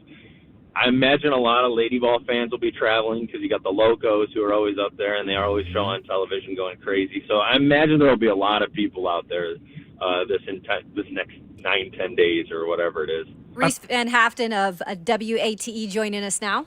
Reece, I will have to ask you this, because it's the tournament's in Oklahoma, right? As far as that goes. With Oklahoma being in it and Oklahoma State being in it also, we saw this past weekend just how big of an environment it could be to host the game at home. At Sherry Parker Lee Stadium this weekend, it was good vibes for the Lady Vols. What advantage or disadvantage does Oklahoma have over everybody else when it's basically a home show for them? Yeah, that's a good question. I mean, your entire crowd is going to be about Oklahoma fans. Mm-hmm. That's the thing, because they pack their stadium over there. And Norman, and they're all going to migrate over, because it's only like a 30-minute drive from campus to Oklahoma City. So you got to imagine it's going to be packed full with the fans. Now, the flip side of that is you're the team that everyone expects to win. Yeah. And when that's the case, and I'm sure you guys understand that a little bit, the pressure's on. And sure. They looked a little vulnerable in the Super Regional against Clemson. Yeah, they did. They pulled it out. But they have a lot of pressure on them. They just set the record for the longest win streak in NCAA softball history. So that pressure is going to be on. They only have one loss. It was to Baylor. The Lady Vols lost to Baylor twice. So I'll be interested to see if that matchup does come to fruition, how it plays out. Obviously, we can't look too far forward, though, as you guys know. Yeah, I know, right? But, I mean, of course, we got to at least dream about it a little bit. We got to have the Tim Corbin mentality, right? Only that game. Yeah, exactly. Because we're not actually out there playing, Reece, I have to ask you this, man, and I'm going to just, speak Ebonics on this. What makes a team, what separates a team from being good and gooder? You know what I'm saying? Like, every single one of these teams, depending on I don't care if you're the 9th seed or whatever, but, like, you're at least one of the best teams. So what separates the good from the better teams? I mean, it's the easiest answer, but pitching. Right? Because softball, it's all about your pitching. It's always ahead of the hitting. Now, hitting is starting to catch up a little bit, and Karen Weekly actually talked about that at the beginning of the season. But the Lady Vols this season have something that they've never had. They have 3 pitchers, right? You got Peyton Gottschall, you got Ashley Rogers, and you have Carlin Pickens, who hasn't really seen the field a whole lot because she started to struggle near the end of the season. But that's something Karen Weekly has never had. She doesn't even know who she's going to start half the time until maybe a few hours before the game, because I asked her yesterday, who are you starting? She's like, I don't know. She's like, I'll figure it out when we get there. And I was like, all right, well, yeah. So it always starts with pitching. Now, Oklahoma has pitching too, so and they have the best offense in the nation, no doubt about it. But this year the Lady Vols have pitching, and that's why a lot of people think that the Lady Vols can compete with Oklahoma this year. They're the team to beat the Sooners. So, Reece, we got to do this because we cover sports, and why? We compare everything, right? Where in the history books is Ashley Rogers when it comes to Monica Abbott? Oh, boy. Come on, Reece. Oh, that's the question. I mean, you can't behind her for sure. She's still a valuable member to this program, but Monica Abbott took him to the national title game. I think it was a couple times, right? Yeah. So it's like you can't even if Ashley if Ashley wins the title, then we might have a debate. But I just don't. I can't put her past her. Okay. She's a couple rungs below her. Yeah. I want to pick your brain real quick about Vols in terms of baseball now. And they're, haven't been great on the road. And now they're going to the number 4 seed Clemson host for the regional. And this is not going to be an easy situation. I know they face Charlotte first and foremost. That's who's up first. But it is a difficult bracket in terms of because you've got Clemson and they seem to be finding their way back on the map in terms of baseball, Reece. Like, what does this team have to do now to really catch some momentum? Because that's what a lot of it takes at this time of the year. Oh, man. The pitching has to figure itself out. Yes. It seems like it's 1 minute it's on, the next minute it's awful. I guess the good news is the ballpark they're playing in, and I'm sure you guys read this, is that it's very similar to Lindsey Nelson Stadium. It's just a smidge bigger. Okay. But that pitching has to figure itself out, because it's just like if your offense can only compete. And again, the offense struggles on the road too, so it's like which team is going to show up? You almost have to have one side of the team be really dominant, whether that's the pitching or the offense, and then there's a real chance they can make it out of that regional. But if both of them struggle, it's over. So, it's hard to say. There's so many aspects to this team because we've seen so many different. We've seen the offense look dominant. We've seen the pitching look good at times, and then other times we've just seen both look awful. So it's almost like something just has to click. Yeah. Yeah. And just to do that, too, because he made headlines, man, former Tennessee pitcher Ben Joyce made his debut this past weekend. The Angels. Hitting 102.2 or whatever it was, hiding inside the zone. Like, what do you speak about those arms, man, that have actually come through the base balls as of late? Yeah, Tony Vitello has up this program into something special. I mean, a lot of people say this is his best work yet because he's dealt with so many culture changes with the entire lineup flipping over and everything. So, he has a juggernaut going up because as more guys make it to the majors, how many more guys want to come to Tennessee because they know? Sure. I think we lost him. Yeah, we couldn't have. He's back. Are you with us, Reece? Hey, you guys there? Yeah, we're here. You cut out for a second. Sorry, I'm going through the boonies again. But I was saying Tony Vitello has something special because he built this program up, and now you got guys. As more guys go to the major leagues, more guys are going to think. Recruits are going to think, oh, this guy can get me to the major leagues. I want to go to Tennessee. And a lot of people have said this is his best work yet because this team was a complete changeover from what was last year. 9 different guys in the lineup this year. Yeah, that's incredible. Well, we are going to let you go so that you can focus on being a passenger and driving safely. Yeah. We know you're in the passenger seat, though. Reece, the hills have eyes, man. Hills. Watch out. Facts. I mean, they also block cell service. Exactly. Well, we appreciate your time. Have fun in Oklahoma City. We look forward to your reports. Reece Van Haaften of WAT in Knoxville. Hold it down there for us, okay? The eyes got him. The heels got him. They got him. Yeah, he got the message. He did. He's like, I just want to get there. That's a long drive. I get it. And there's not a lot out there. So we appreciate his time. A lot of good stuff about the Lady Vols there. And I thought it was interesting, too, how he had mentioned that batting, hitting might be kind of sneaking up on what has always been dominant for softball. If you have a pitcher, you can be a champion. Yeah. And I thought that was interesting to say maybe the hitting is coming into play more and more as we get further along. No doubt about it. And that also is what you expect for teams throughout the season. Slightly get better. Your what are you, 7, 8, and 9 hole. Get us a couple singles when it come down to the game. That's your progression over the year if the pitching is going to be there. And the fact that he said this Lady Vols softball team's got 3 solid pitchers. You don't know who you want to start. Kayla, you know baseball. That is a luxury. That's a huge luxury. I don't care. A lot of men's teams or just women. have one, and if you can depend on one solid one, you can go far. You can, right? You literally ride that arm until the end, and that's something that that's a luxury. But I have to say this too. As of late, I've been watching more softball and WNBA games too.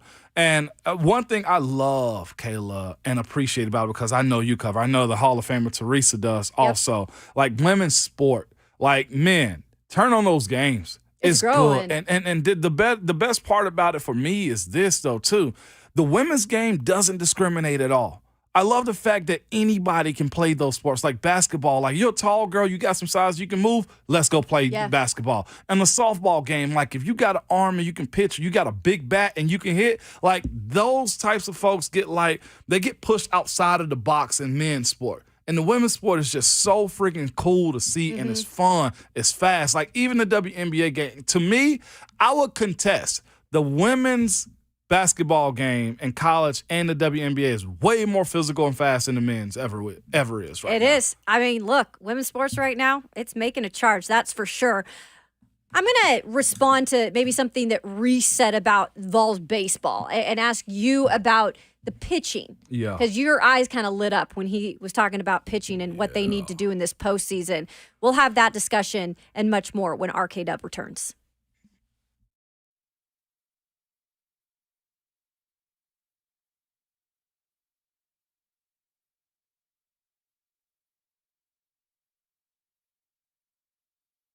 It's Ramon Foster for United Structural Systems. Here's the thing. If you have a wet basement or crawl space, it's time to call United Structural Systems. And I tell you guys that all the time, but I'm here to tell you this is not just me telling you this. I have a bunch of reviews from folks who would just head over heels for what United Structural Systems have done for them. For my guy Steven, early this year in January, he said this: all of the work that USS has done for us over the years has been top notch.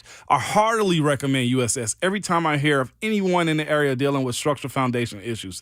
The foremen and teams have always been polite, professional, and provide timely work and recommendations. Living in a brick house on a big hill in Hendersonville provides its own challenges, but USS gives us a peace of mind for the future.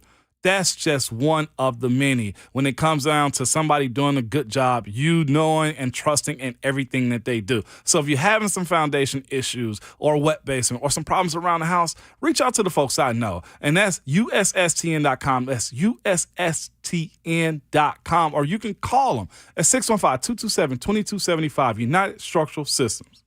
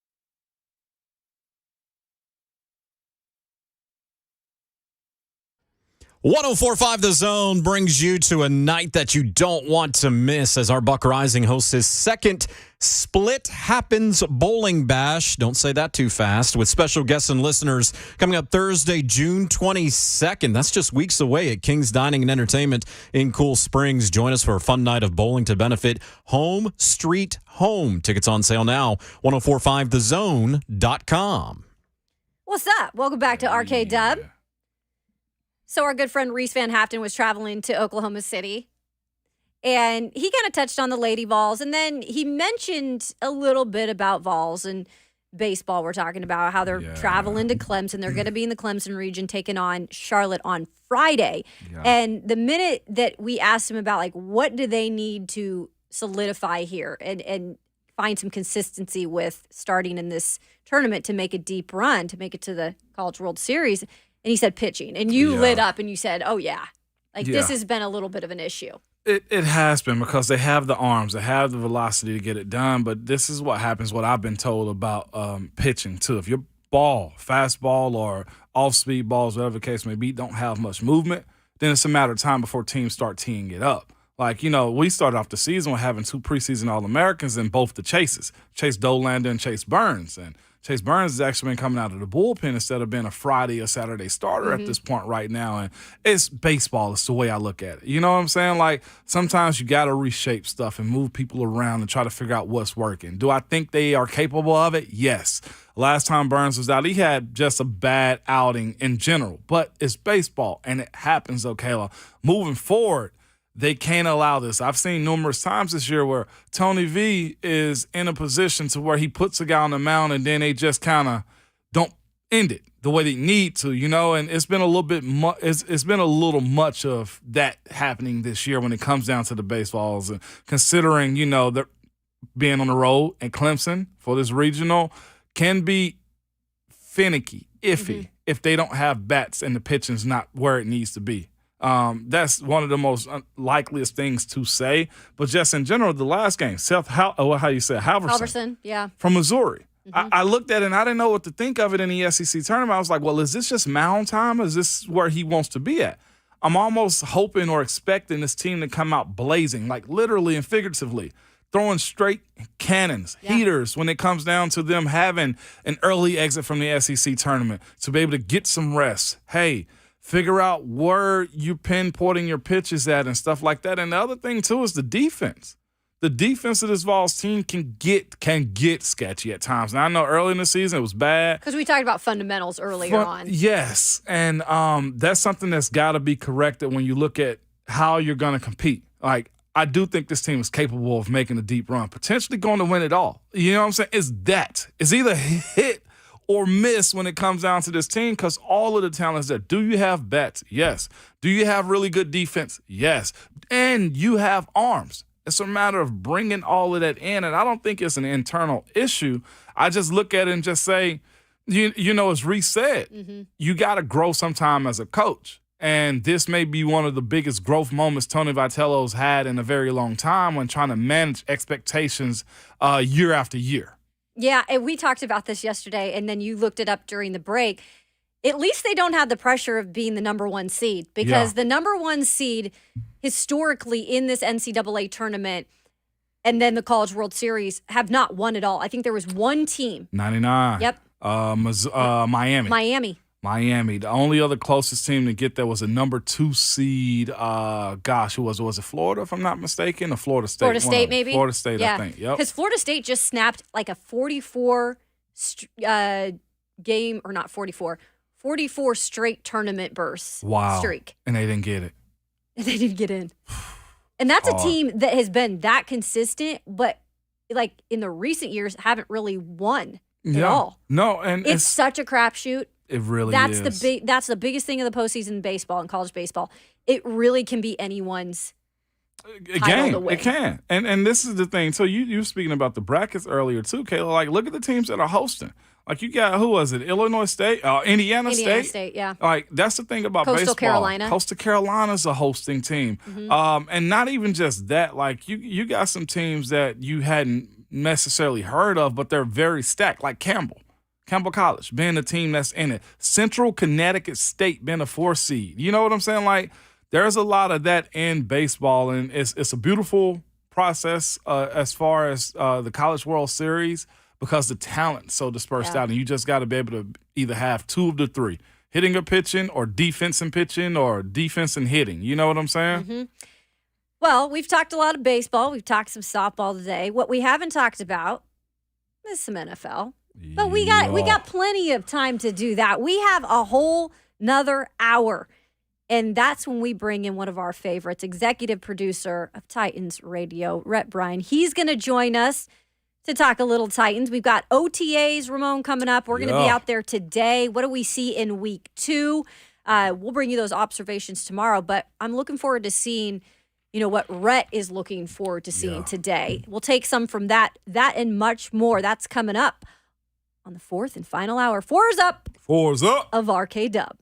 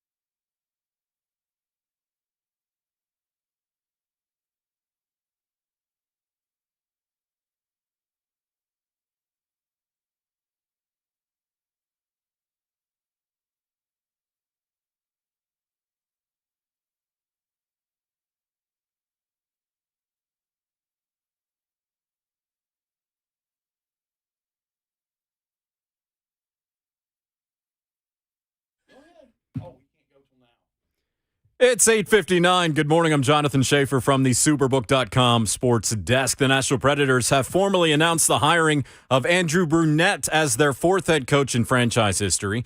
He replaces John Hines, who was dismissed yesterday with 1 year remaining on his deal.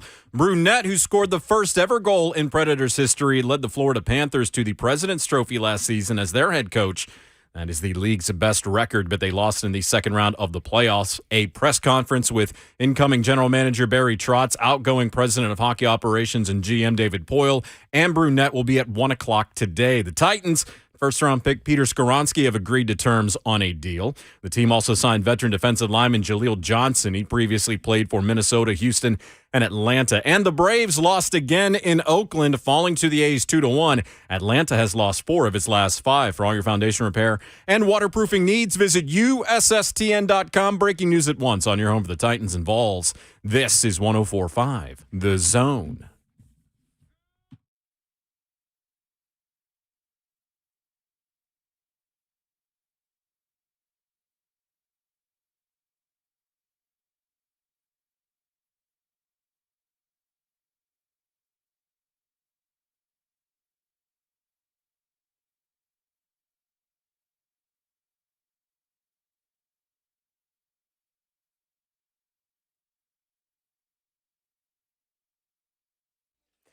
Welcome in. Put those fours up. Put those fours up. It is hour 4 of Ramon, Kayla, and Will. Yeah, that's what I'm talking about. Alongside our 11-year NFL veteran, our Vol for life, Mr. Ramon Foster. Yay. That's right. Behind the glass, spinning the hits, Bertie Bert Hawkinson.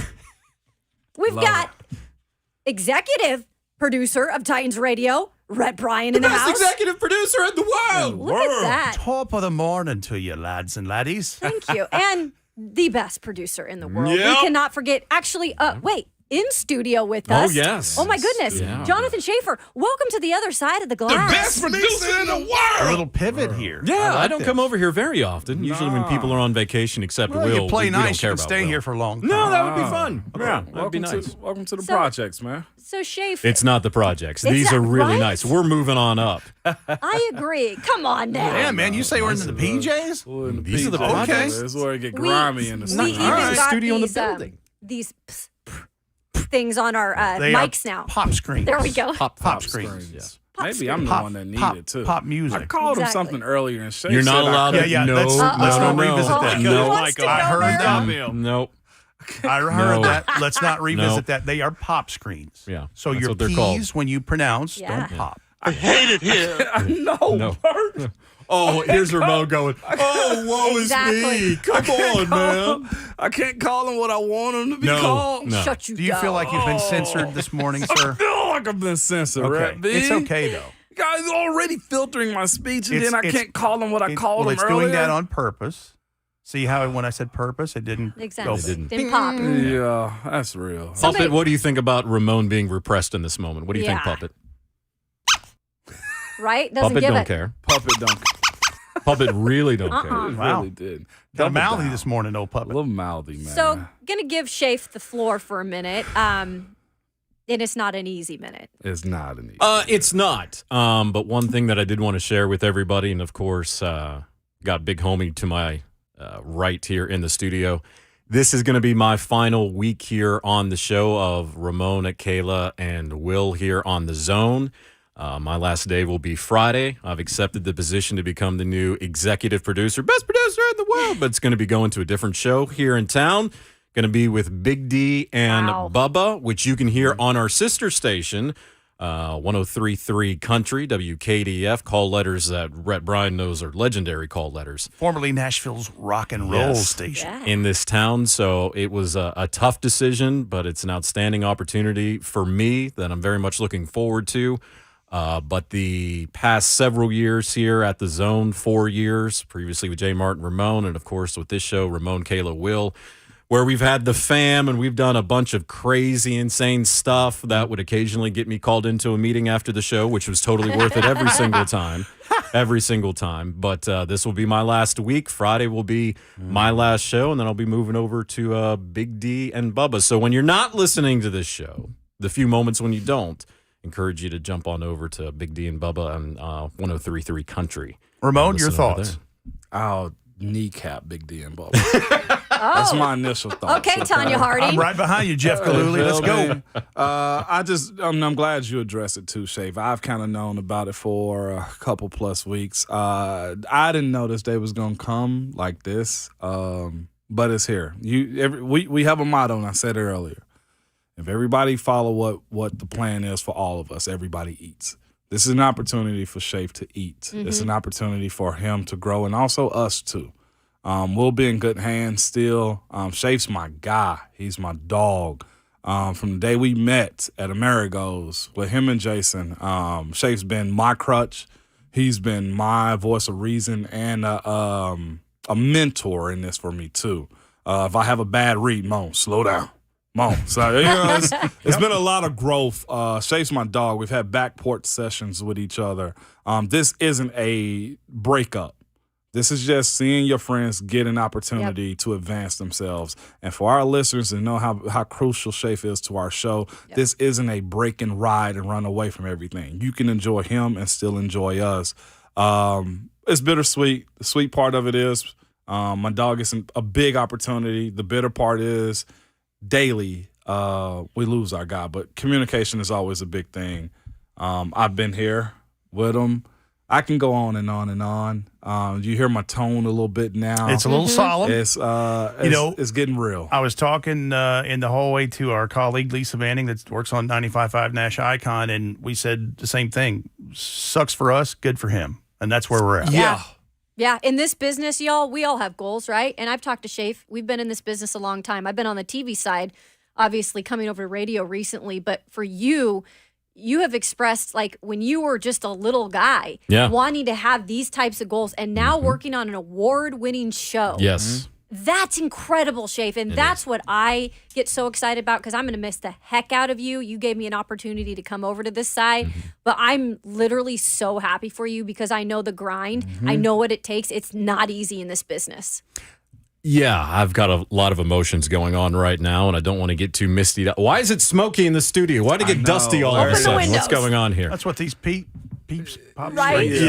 It's believe me when I tell you, we're leaving the show in very good hands. I know Bert's going to be taking care of the show temporarily till further notice, and we'll see what further happens. Somebody's got to keep Will in line. Thank God. Yeah. Notice that guy's not here, although Will actually graciously is coming back a day early from vacation to host the show on Friday. Ramon's going to be back tomorrow and then got to take off Friday and be dad. I've enjoyed my time at this station so much, and there's so many people I want to thank, and I won't remember everyone. Want to thank, of course, Rhett, who's been my guy, and him and I have worked so closely together for the past several years. Worked through a pandemic together. Together. That was a different time. Tornado relief before that pandemic. That was a hell of a 2 or 3 weeks right there. Yeah, that was a lot. Caleb, I'm so happy that you've come aboard with us. I know that was somebody that definitely advocated for you and was like, you know what, she might be pretty good at this. She could do this. You were good at that, Shafe. I was like, man, Shafe's trying to get me on here. I like that. I liked making the appearances. Then when you gave me the opportunity, I'm like, heck yeah, I love this team. It's a great group. It's a great group. And Bert, it's been so great to watch Bert grow and blossom on this station.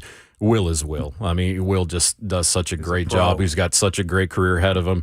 Same thing with Lucas, Buck. Want to thank Blaine and Mickey. Blaine, of course, I worked with on the Wake Up Zone. Mickey, I have told him many times, I want to be more of a man like Mickey Ryan every day because he's just one of the all-time best. Brent, I've known for years. Don, my other brother to another mother, Ron Slay, who I actually told him yesterday. And anybody, thank you. And Joe Hunk in there as well, who's been a great addition to this team. So I just want to thank everybody involved. I want to thank Brad Willis, who was the person that brought me onto the station. Everybody with Titans Radio, Philip Newell, Mike Keith, Coach Mack, everybody associated there.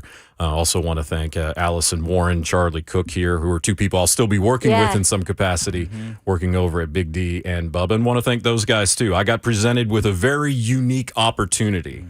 And it is something that I definitely have to explore, want to explore, and very excited to be working on a show that just recently won the ACM Award for National Show, Syndicated Show of the Year. And Shafe, you're no stranger to the country music lane. You lived in it for 10 years. Yeah. Worked over at WSMAM for 10 years, was the program director over there for 3. So I went in this town from sports to country, sports back to country. And it's not so much a goodbye, but a see you later. I'll still be around here in some capacity, and we'll see what the future holds with that. But this is a tremendous show, a tremendous team. I've been so happy to be a part of kind of seeing a new resurgence with 104.5 The Zone over the past couple of years with so many new people that we've brought in. We've got a bunch of young kids that have come in now. Jackson Williams is doing a good job. We have a couple new ones that just got hired who I literally said, "Hi, nice to meet you." Oh, I'm leaving. And I do got to say this, Ramon's my guy. Oh, yeah. Not only is this guy one of the best people you can ever work with, he's one of my best friends in the world. We hit it off immediately, literally, from the first time we ever met each other. That's starting to sound a little weird now. But this has been the past 3 years probably the most fun or very close to it that I've ever had in this business, and that's going on 20-plus years. And, again, it took a very unique opportunity for me to move from this show to go to Big D and Bubba, which can be heard in 90 different markets across the country, and, again, on 103.3 Country KDF here in town. So I just appreciate the time. I love everybody on this show, at this station, and, of course, the audience. Anytime we get to hang out with the fam in any capacity, they are absolutely the best. But wanted to get that out of the way here today. We'll be here through Friday. And, again, it's not so much goodbye, but just I'll see you around. Yeah. What's fascinating, too, is what I'm hearing, I'm sorry. No, I'm sorry, go Ramon. ahead. No. What I was hearing there is, Bert, for however long you're behind the glass with this, Ramon, Kayla, and Will, I know you're out there. Don't screw this up. That's right. Which is something I said to every new hire here for quite a while. That's what he's saying. Can we go to Andrew real quick in Portland? Yeah, absolutely. Go to him. Yeah. Andrew, you there? I am here. What do How's you got? everybody doing this morning? We're a little sad, but Andrew. Yeah.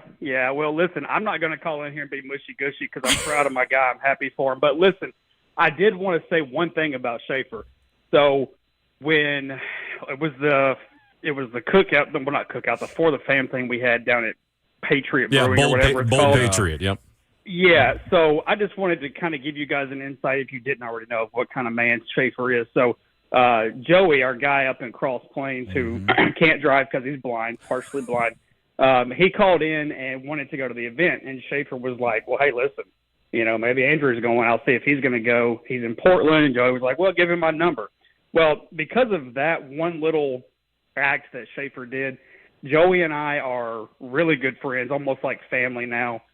He's going up to church with me. We're hanging out every week, every other week.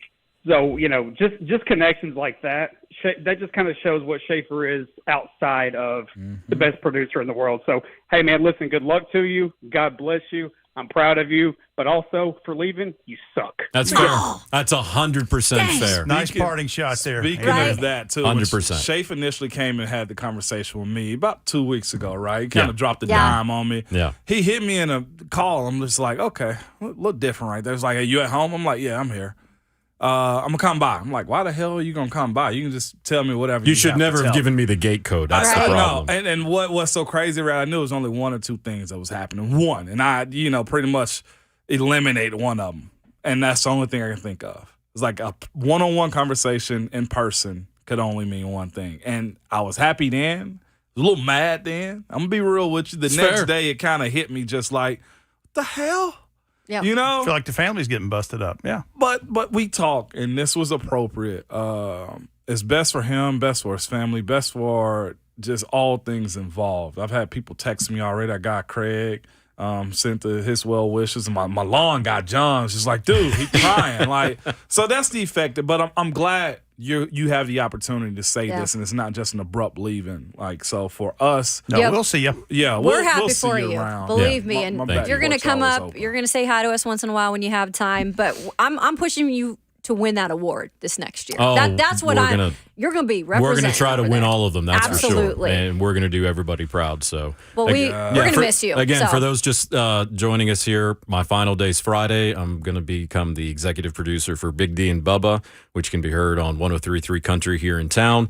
And it's just been a fantastic ride, and we're going to enjoy that ride the remainder of the week. We are. And we're gonna like it, ride it into this next 100%. segment We're gonna here. act like We're gonna act like it here. Meet me and fight me in the parking lot, Big D and Bubba. I just want to see how real they are. You know, they've got size, but I think you've got the athleticism despite being 5'2" slow. You feel me, Rhett? Tight quarters. He's ready to throw hands. Let's get it. Are you bringing a trident to the fight like Brick Tamblyn? Ramon killed a guy. Brick. You might want to lay low for a little while. We'll talk more about the big guys on the Titans team coming up next with executive producer Rhett Bryan. That's next on RKW.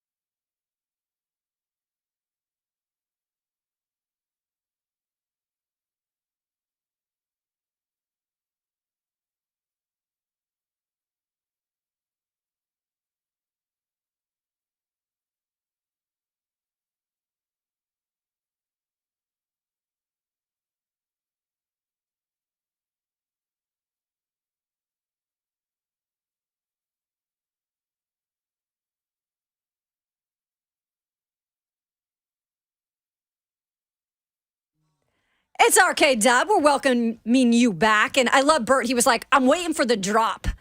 I was like, I know. You had to have the drop, right, to set it up. We've got executive producer of Titans Radio, Rhett Bryan, joining us, staying with us to talk a little Titans. It's that kind of Wednesday today. I know. Let's groove. Are you little excited? Earth, Wind, Fire, but a little Earth, Wind, and Fire from 1981 to get it rolling here. You can't go wrong with that. Are you excited for OTAs? Like, does this kind of stuff make you excited? Because, like, I look forward to having the one day we go out there. You know what a maniac I am about covering this football team. So the answer is 1,000,000% yes. It's like a school day. Yeah, because let's face it, it's been a while since all of us have been out there. I'm just glad to do something that's related to football. Right. It's, with the draft, you know how much I love that, but there's no game involved. Well, this is preparation. So, yeah, I'm definitely excited in this. I'm interested just to see where they are in terms of just getting a glimpse last week as they rolled through these OTAs, and they're heading towards mandatory minicamp is next week, and to see if guys are starting to acclimate a little more. I mean, obviously the rookies are trying to find their way through this, and some you're seeing are going to find it quicker than others, and sometimes guys get it immediately, and sometimes it's all a learning curve for all of them, but. I'm interested to look at some of the back end of the roster and certainly the undrafteds that have been picked up in this because there's some very interesting names in here. And then, of course, they signed Jaleel Johnson, the former fourth-round pick of the Vikings, a defensive lineman, to come in and do some stuff here. And he's played in a lot of games. So some things to keep an eye on. Yeah.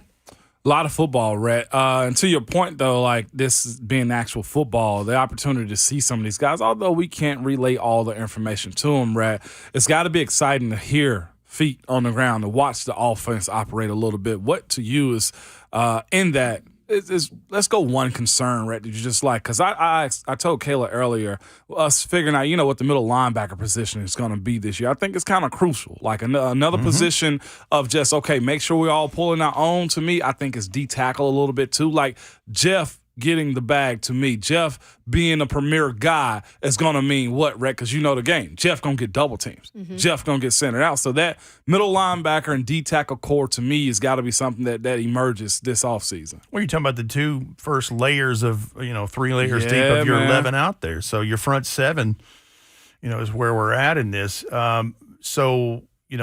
Jack Gibbons, Dr. Gibby returns. After his rookie year, the guy from Minnesota, and certainly Luke Gifford, who they picked up in free agency, is somebody that's there. Monty Rice, is going into, year 3 now? Yeah. Year 2 was smashed all to bits by injuries and things, and I think he started to find his bearings the more the Titans got into their season last year in year 2 for him, and he's certainly a major part of moving forward because David Long is in Miami, right? And some guys have moved on in this. I feel like the D line is something that is interesting just in terms of who gets the nods and who is the rotational guys. But I'm not saying they're like loaded at the position, but it doesn't bother me as much. I think making sure we got some guys in there who can stop the run. Yep. As much as anything. And I think, Jaleel Johnson is a veteran that's been brought in to, bolster all kinds of things. Now, Tierra Tart hasn't signed his restricted free agent tender in this, but he's out there. He's out there participating, which, tells you he wants to do it. To break it down for the folks a little bit more, too, he wants to participate and want to be a Tennessee Titan, but he wants a new deal. Do you think this is what this is? A long term? It could be. Is that what? Yeah. I don't know if I've ever seen a guy sign off on, hey, I'll work with you guys, but I'm not signing the contract. Like, that's some new age stuff right there. Shout out to Tierra by knowing, look, I need time on the field more than anything else. Well, and the thing about Tierra is, this is year 4 for him. So, I mean, it's not like he's been around and he's had a stumble here and there and really dialed in the last 2.5 years. Plus, I tell you, being around, he is a funny guy. I mean, he is great personality, but he'll get after it when it's time to get down to business for sure. But yeah, just seeing kind of all these things, and let's not forget, Chance Campbell, who went on IR early last year. You forgot about him because he was gone pretty much the whole season. That's exactly right. So, there's some options there, and that's why I'm watching some of these undrafteds because you're talking about D tackle. Shaquille Brown, if you'll notice, Mike Vrabel mentioned him by name last week, and I'm like, okay, radar up. Yeah. This is a guy that played at Troy, and 6'4", 3 bills. I think he was in 13 games as a key backup for Troy's top-rated defense last year. Started 5 games in his career, 32 tackles, 6 for loss, 4 quarterback sacks. And I recently saw an interview with him that, he's very proud of that program. And they've had some names come out of there, and he said, I want to be the next great pro out of there. Wow. Talking about, DeMarcus Ware and Osi Umenyiora. Out of Troy? Out of Troy. One of my former teammates, Steve McClendon, Super Bowl winner. There you go. Tackle They produce some Troy. dudes. There they do. it is. They do. Sure do, right? And another defensive person that I'm looking at is Tyreek Jones, the safety from Boise State. Now, here's the thing about him. Prototypical size and length you want at that stuff. He's 6'2", 205. Arms nearly 34 inches, hands 9 5/8. He's got a wing of almost 81 inches as a safety. Dang. So I'm just, I think those things certainly get you in the door. We'll see what Mm-hmm. happens from there. I think the other thing that got me interested, a guest that is frequently on Blaine and Mickey, Justin Mello of the Draft Network, and I think Broadway Sports, did a piece on Jacob Copeland, the receiver from Maryland. Who he told Justin Mello, he's like, there were 32 wide receivers drafted. I wrote every one of their names down. Oh, he got a He's list. taking receipts here. I don't blame Chip him. on the shoulder, And and you're talking about now the guys I've mentioned.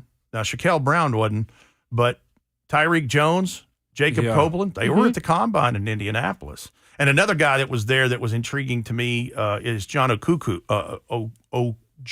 I will say it right now. John Ojukwu from Boise State, who had 51 starts at Boise State. And, left tackle, big fella, too. 6'6", 315.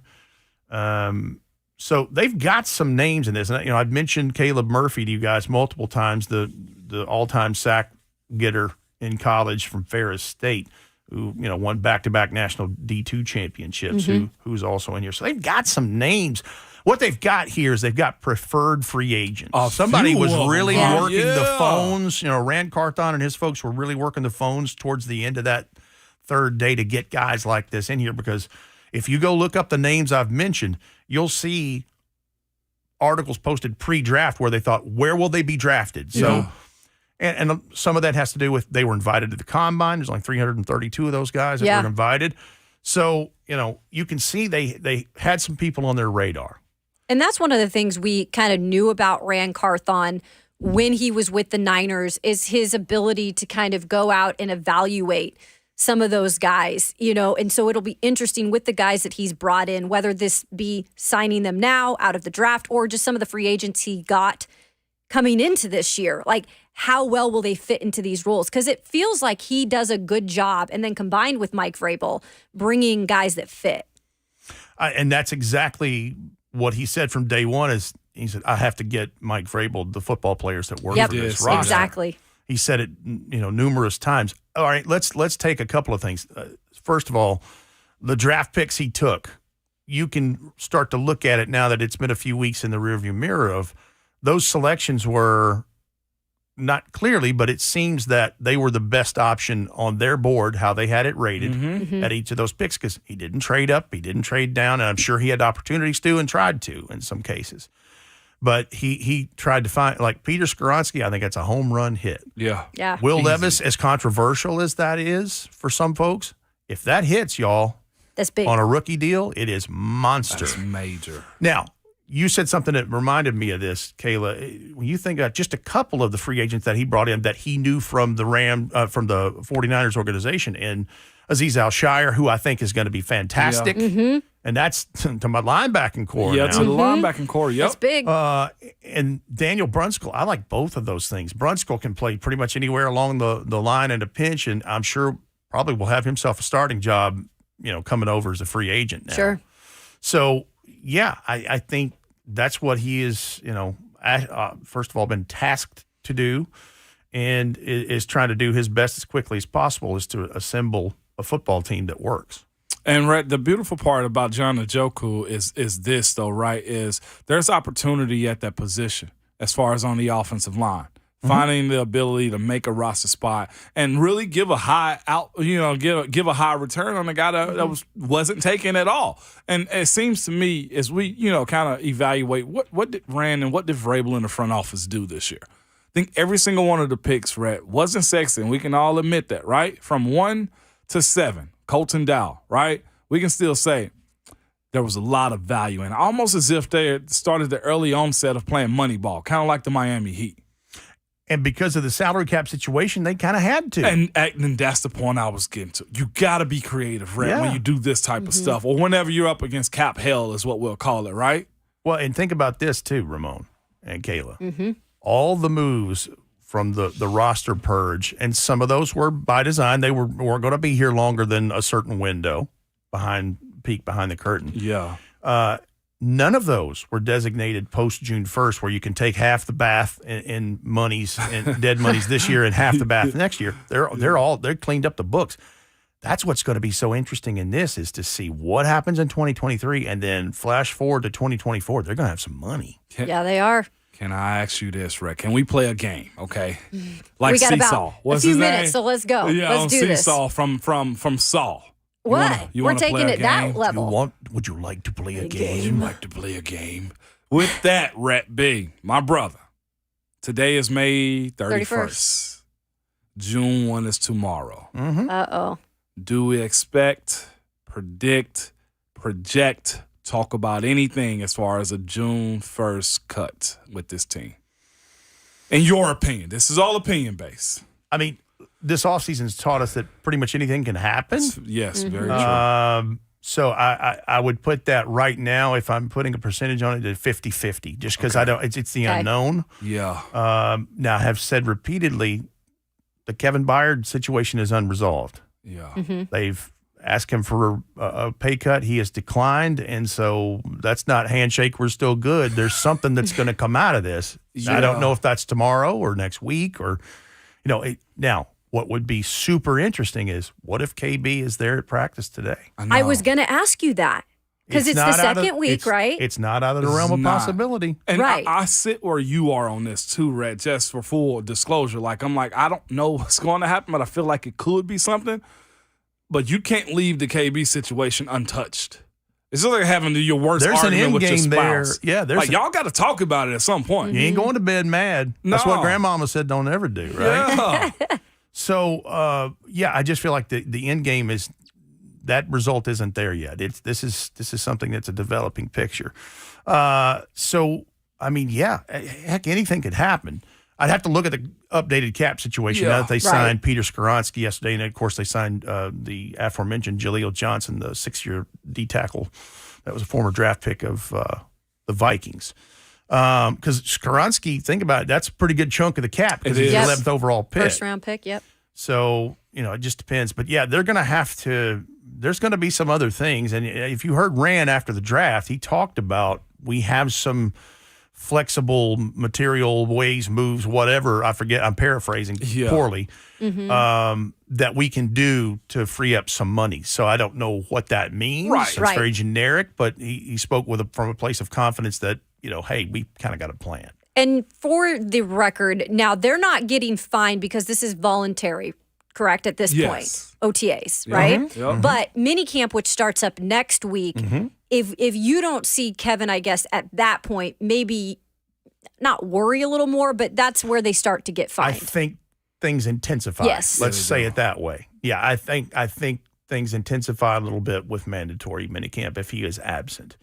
But again, if he's there today, what does that mean? That speaks differently, doesn't it? It does. Now, if he's not there today and then next week you don't see him, okay, we're going a little closer to DEFCON 1 now. Yeah. Right. And I think it's also fascinating, too, that Derek showed up earlier this year. You know, and me personally, I can play conspiracy theories with all this, and this is just talking points when it comes down to Derek's situation. I'm just going to say it. Like, Derek showing up may just be, hey, look at what I look like. This is stock for some other team. Like, I'm a willing participant. I'm a part of your squad. I don't think it's out of the conversation to say that's a part of Derek's marketing to display himself a little bit more, because to say he showed up and day one when the offense mostly may be the same, right, Rhett? It can't change a 180 overnight when it comes to, hey, Tim Kelly doing his own thing. Like, the offense would mostly be the same. And Derek being here early, to me, it did raise my eyebrows a little bit as a player to be like, is this for us or this for somebody else? All right, you want to be real? Yeah, definitely. You lived it and did it. I did, for 11 years. Mm-hmm. It says to me, I'm in the final year of my deal, my extension. There's no guaranteed money on it. Yeah. That's the business part of this. It is. Yeah. So, I'm going to come out and still show I'm a dog. I'm rocked up and ready to run, right? Yeah. So, yeah, I would think that is a part of this thing. And listen, I saw people tweet this weekend. I had a conversation on Twitter with a couple of folks. If you think for a minute that Tajay Spears is just a scat back and a replacement for Hilliard or anything else, you might be mistaken. I think the team thinks a little more of him than that. They wouldn't have taken him in the third round if that wasn't the case. Just saying. Saying this is a part of the equation. And it could be that both of those guys play out as 1 and 2, and the third back is Hassan Haskins that they drafted last year out of Michigan, and here we go. And that's a deep, nice stable of backs. Yep. But we'll see. Real quick before we get out of this one, people are wondering in the FMM Bank chat, any chance that DeAndre Hopkins comes here? I mean, I think with the relationship that Mike Vrabel had with him being in the Texans organization, I think anything is possible. Mm-hmm. But I think if I'm wagering anything or trying to look at something, I think he goes to somewhere where he feels like it's a closer run at being a contender. Yeah, yep. for sure. I think. Absolutely. D-Hop is what, 31? 31. So, and look, Titans fans, I'd love to have him too, but I'd like to have him at a friendly deal. I agree. That's where we're at. Yeah, right. Rhett Bryan, executive producer, Titans Radio, giving us all his knowledge, and excited to hear what you kind of take from today too. So enjoy yourself out there. I'll see you out there, and thank you again for coming on. Thank you all, and Kayla, keep driving the hell out of the bus. You're doing a good job. Thank you, sir. Yes. All right, we will wrap up Arcade Dub when we return on Arcade Dub.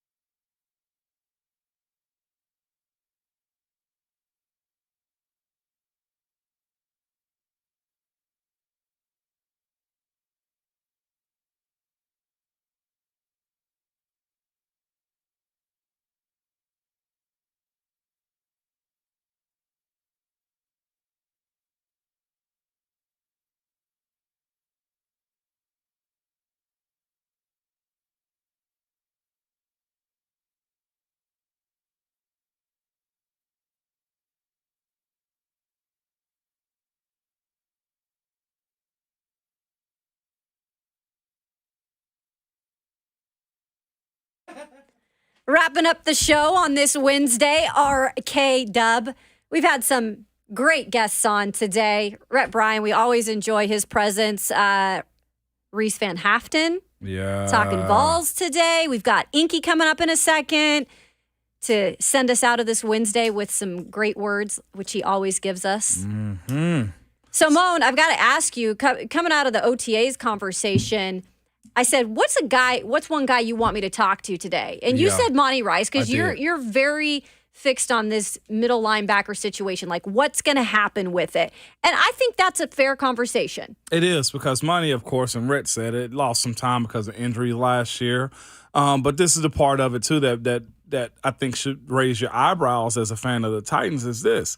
Jeff can only do so much up the front. Yep. Who's backing him up? I know Azeez Al-Shaair is a guy that was brought in for it. Chance Campbell's also a dude that's got to get on the field, too. So it's almost like it's open competition right there. Mm-hmm. And I mentioned that, in our segment, like, with the notoriety that Jeffrey Simmons has, comes double teams, comes a red dot on you on game day. 100%. And so if he's getting double teamed, who's making the tackles? And that's why I look for that middle section of the defense, because if they get to that third level and your linebackers aren't making plays from you, that's the problem. Like we've talked about a lot, KB situation. We've talked about the corners, Caleb Farley, and how great Jeff can be and how follow Jeffrey lead. Well, what about the guys in the middle? So Monty Rice, to me, in his third year now, what does that actually mean? You know what I'm saying? Like, he should be. It means you got to step up. That's for sure. Yeah. Yes, Kayla. Yes. Please step up and just engaging him. Mm-hmm. What's your mindset, man? Because you have a real shot to be a starter and a long-term starter at that. I would say that that's a good question, and I'll be talking to him. We'll bring you all that stuff from OTAs tomorrow. We talked about the post-June 1st cut. I thought it was interesting that Rhett was like, I'm 50-50 on this. And really, that's what we should all be right now, because it could go either way. I think everybody deep down really wants Kevin Byard to be here. When somebody asks you to take a pay cut, like, that's in the back of your mind. It's got to be because it's principle at that point, right, Kayla? 100%. It's principle more than anything. And it could be looked at as disrespect. I'm sure players look at it that I would have. Oh, you don't think I'm worth what you're supposed to pay me? Oh, okay. All right, bet is one of those conversations. Exactly. All right, bet is what you kind of say. But KB's a pro's pro. He knows the business. He's a union rep. He understands all things. He's a businessman too. And maybe it was just that. Maybe it was just business. So I don't want to overplay it, but today's May 31st. We got to at least look at, the process of what happens after today. One more thing on OTAs. The first week, you see all the energy out there. You felt it. Yeah. Like when those guys ran out at the field. Is week 2, and then you got mini camp, and then they get a little break. But I'll be interested to see if that energy, you can capture that still in this week 2 with these guys coming off a long weekend. Definitely you can, because it's such a short week. Yeah. I mean, short time that you're on the field too. And guys can have the ability to position themselves for the fall and for training camp and get their bearings. Like, there's so much on the line for this, open offensive line competition, wide receivers. So guys can really carry that energy from week to week. They should. At least, because it's just so limited on reps. A guy that always brings the energy on Wednesday. Yeah. It is Inky Johnson. Inks, what's up? What's going on, good people? How y'all doing? We good. We're doing good. We're good, man. You know what I say? If I was Inky Johnson, I'd be a whole lot better, man. Oh, man, with blessings come burdens, man. You know that. Double-edged sword, baby. Well, in that case, then I'll stick to being me. Right. Because I know those same burdens, my brother. Oh, no question, man. Yeah, I may see you this weekend, too. You say what? I may see you this weekend, too. I know you travel like crazy, too, but I'll text you. Okay. Yeah, for sure, man, for sure. Well, I know y'all closing it down, man, coming to an end on the show, so I want to get to it. Yesterday, man, I was invited by a friend, Andre Ward, to watch his documentary. So they had an early screening in Atlanta, and he invited me out to watch it. And first and foremost, I want to preface it by saying this. It is phenomenal. It's going to be streaming June 2nd. Andre Ward, it's awesome, man. But he had a scene that I want to speak to that I think will resonate with all of us because we've all been here at a certain point in time in our lives. And it was talking about when he was coming back into boxing. And so he had a few years to where he had a dispute with one of his managers and he was out of the ring for a while, right? And so when he came back, they were talking about, like, what fight is he going to take? And he took the fight against Kovalev, right? At the time, they called Kovalev the Crusher, right? And nobody wanted to fight Kovalev, right? Kovalev was sharp. He was a body puncher. He landed hard. Like, he was tough. Nobody wanted to fight him. And so they came to Andre Ward, and he accepted the fight after a couple of years of being off, right? And so people was like, man, I don't know if he should do that, right? That could be tough for him, tough for his career.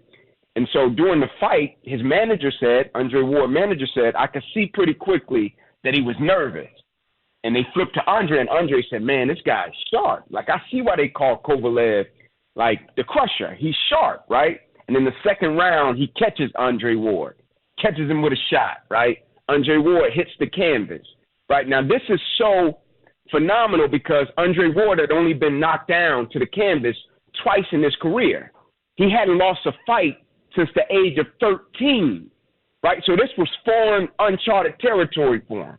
And so when he hit the canvas, people was like, wow, man, he put Andre down. Andre's only been down twice, but he's never lost a fight since 13 years old. At this point, he's over 30 years old, right? And when he went to his corner, his manager, like his guy, said something that was phenomenal.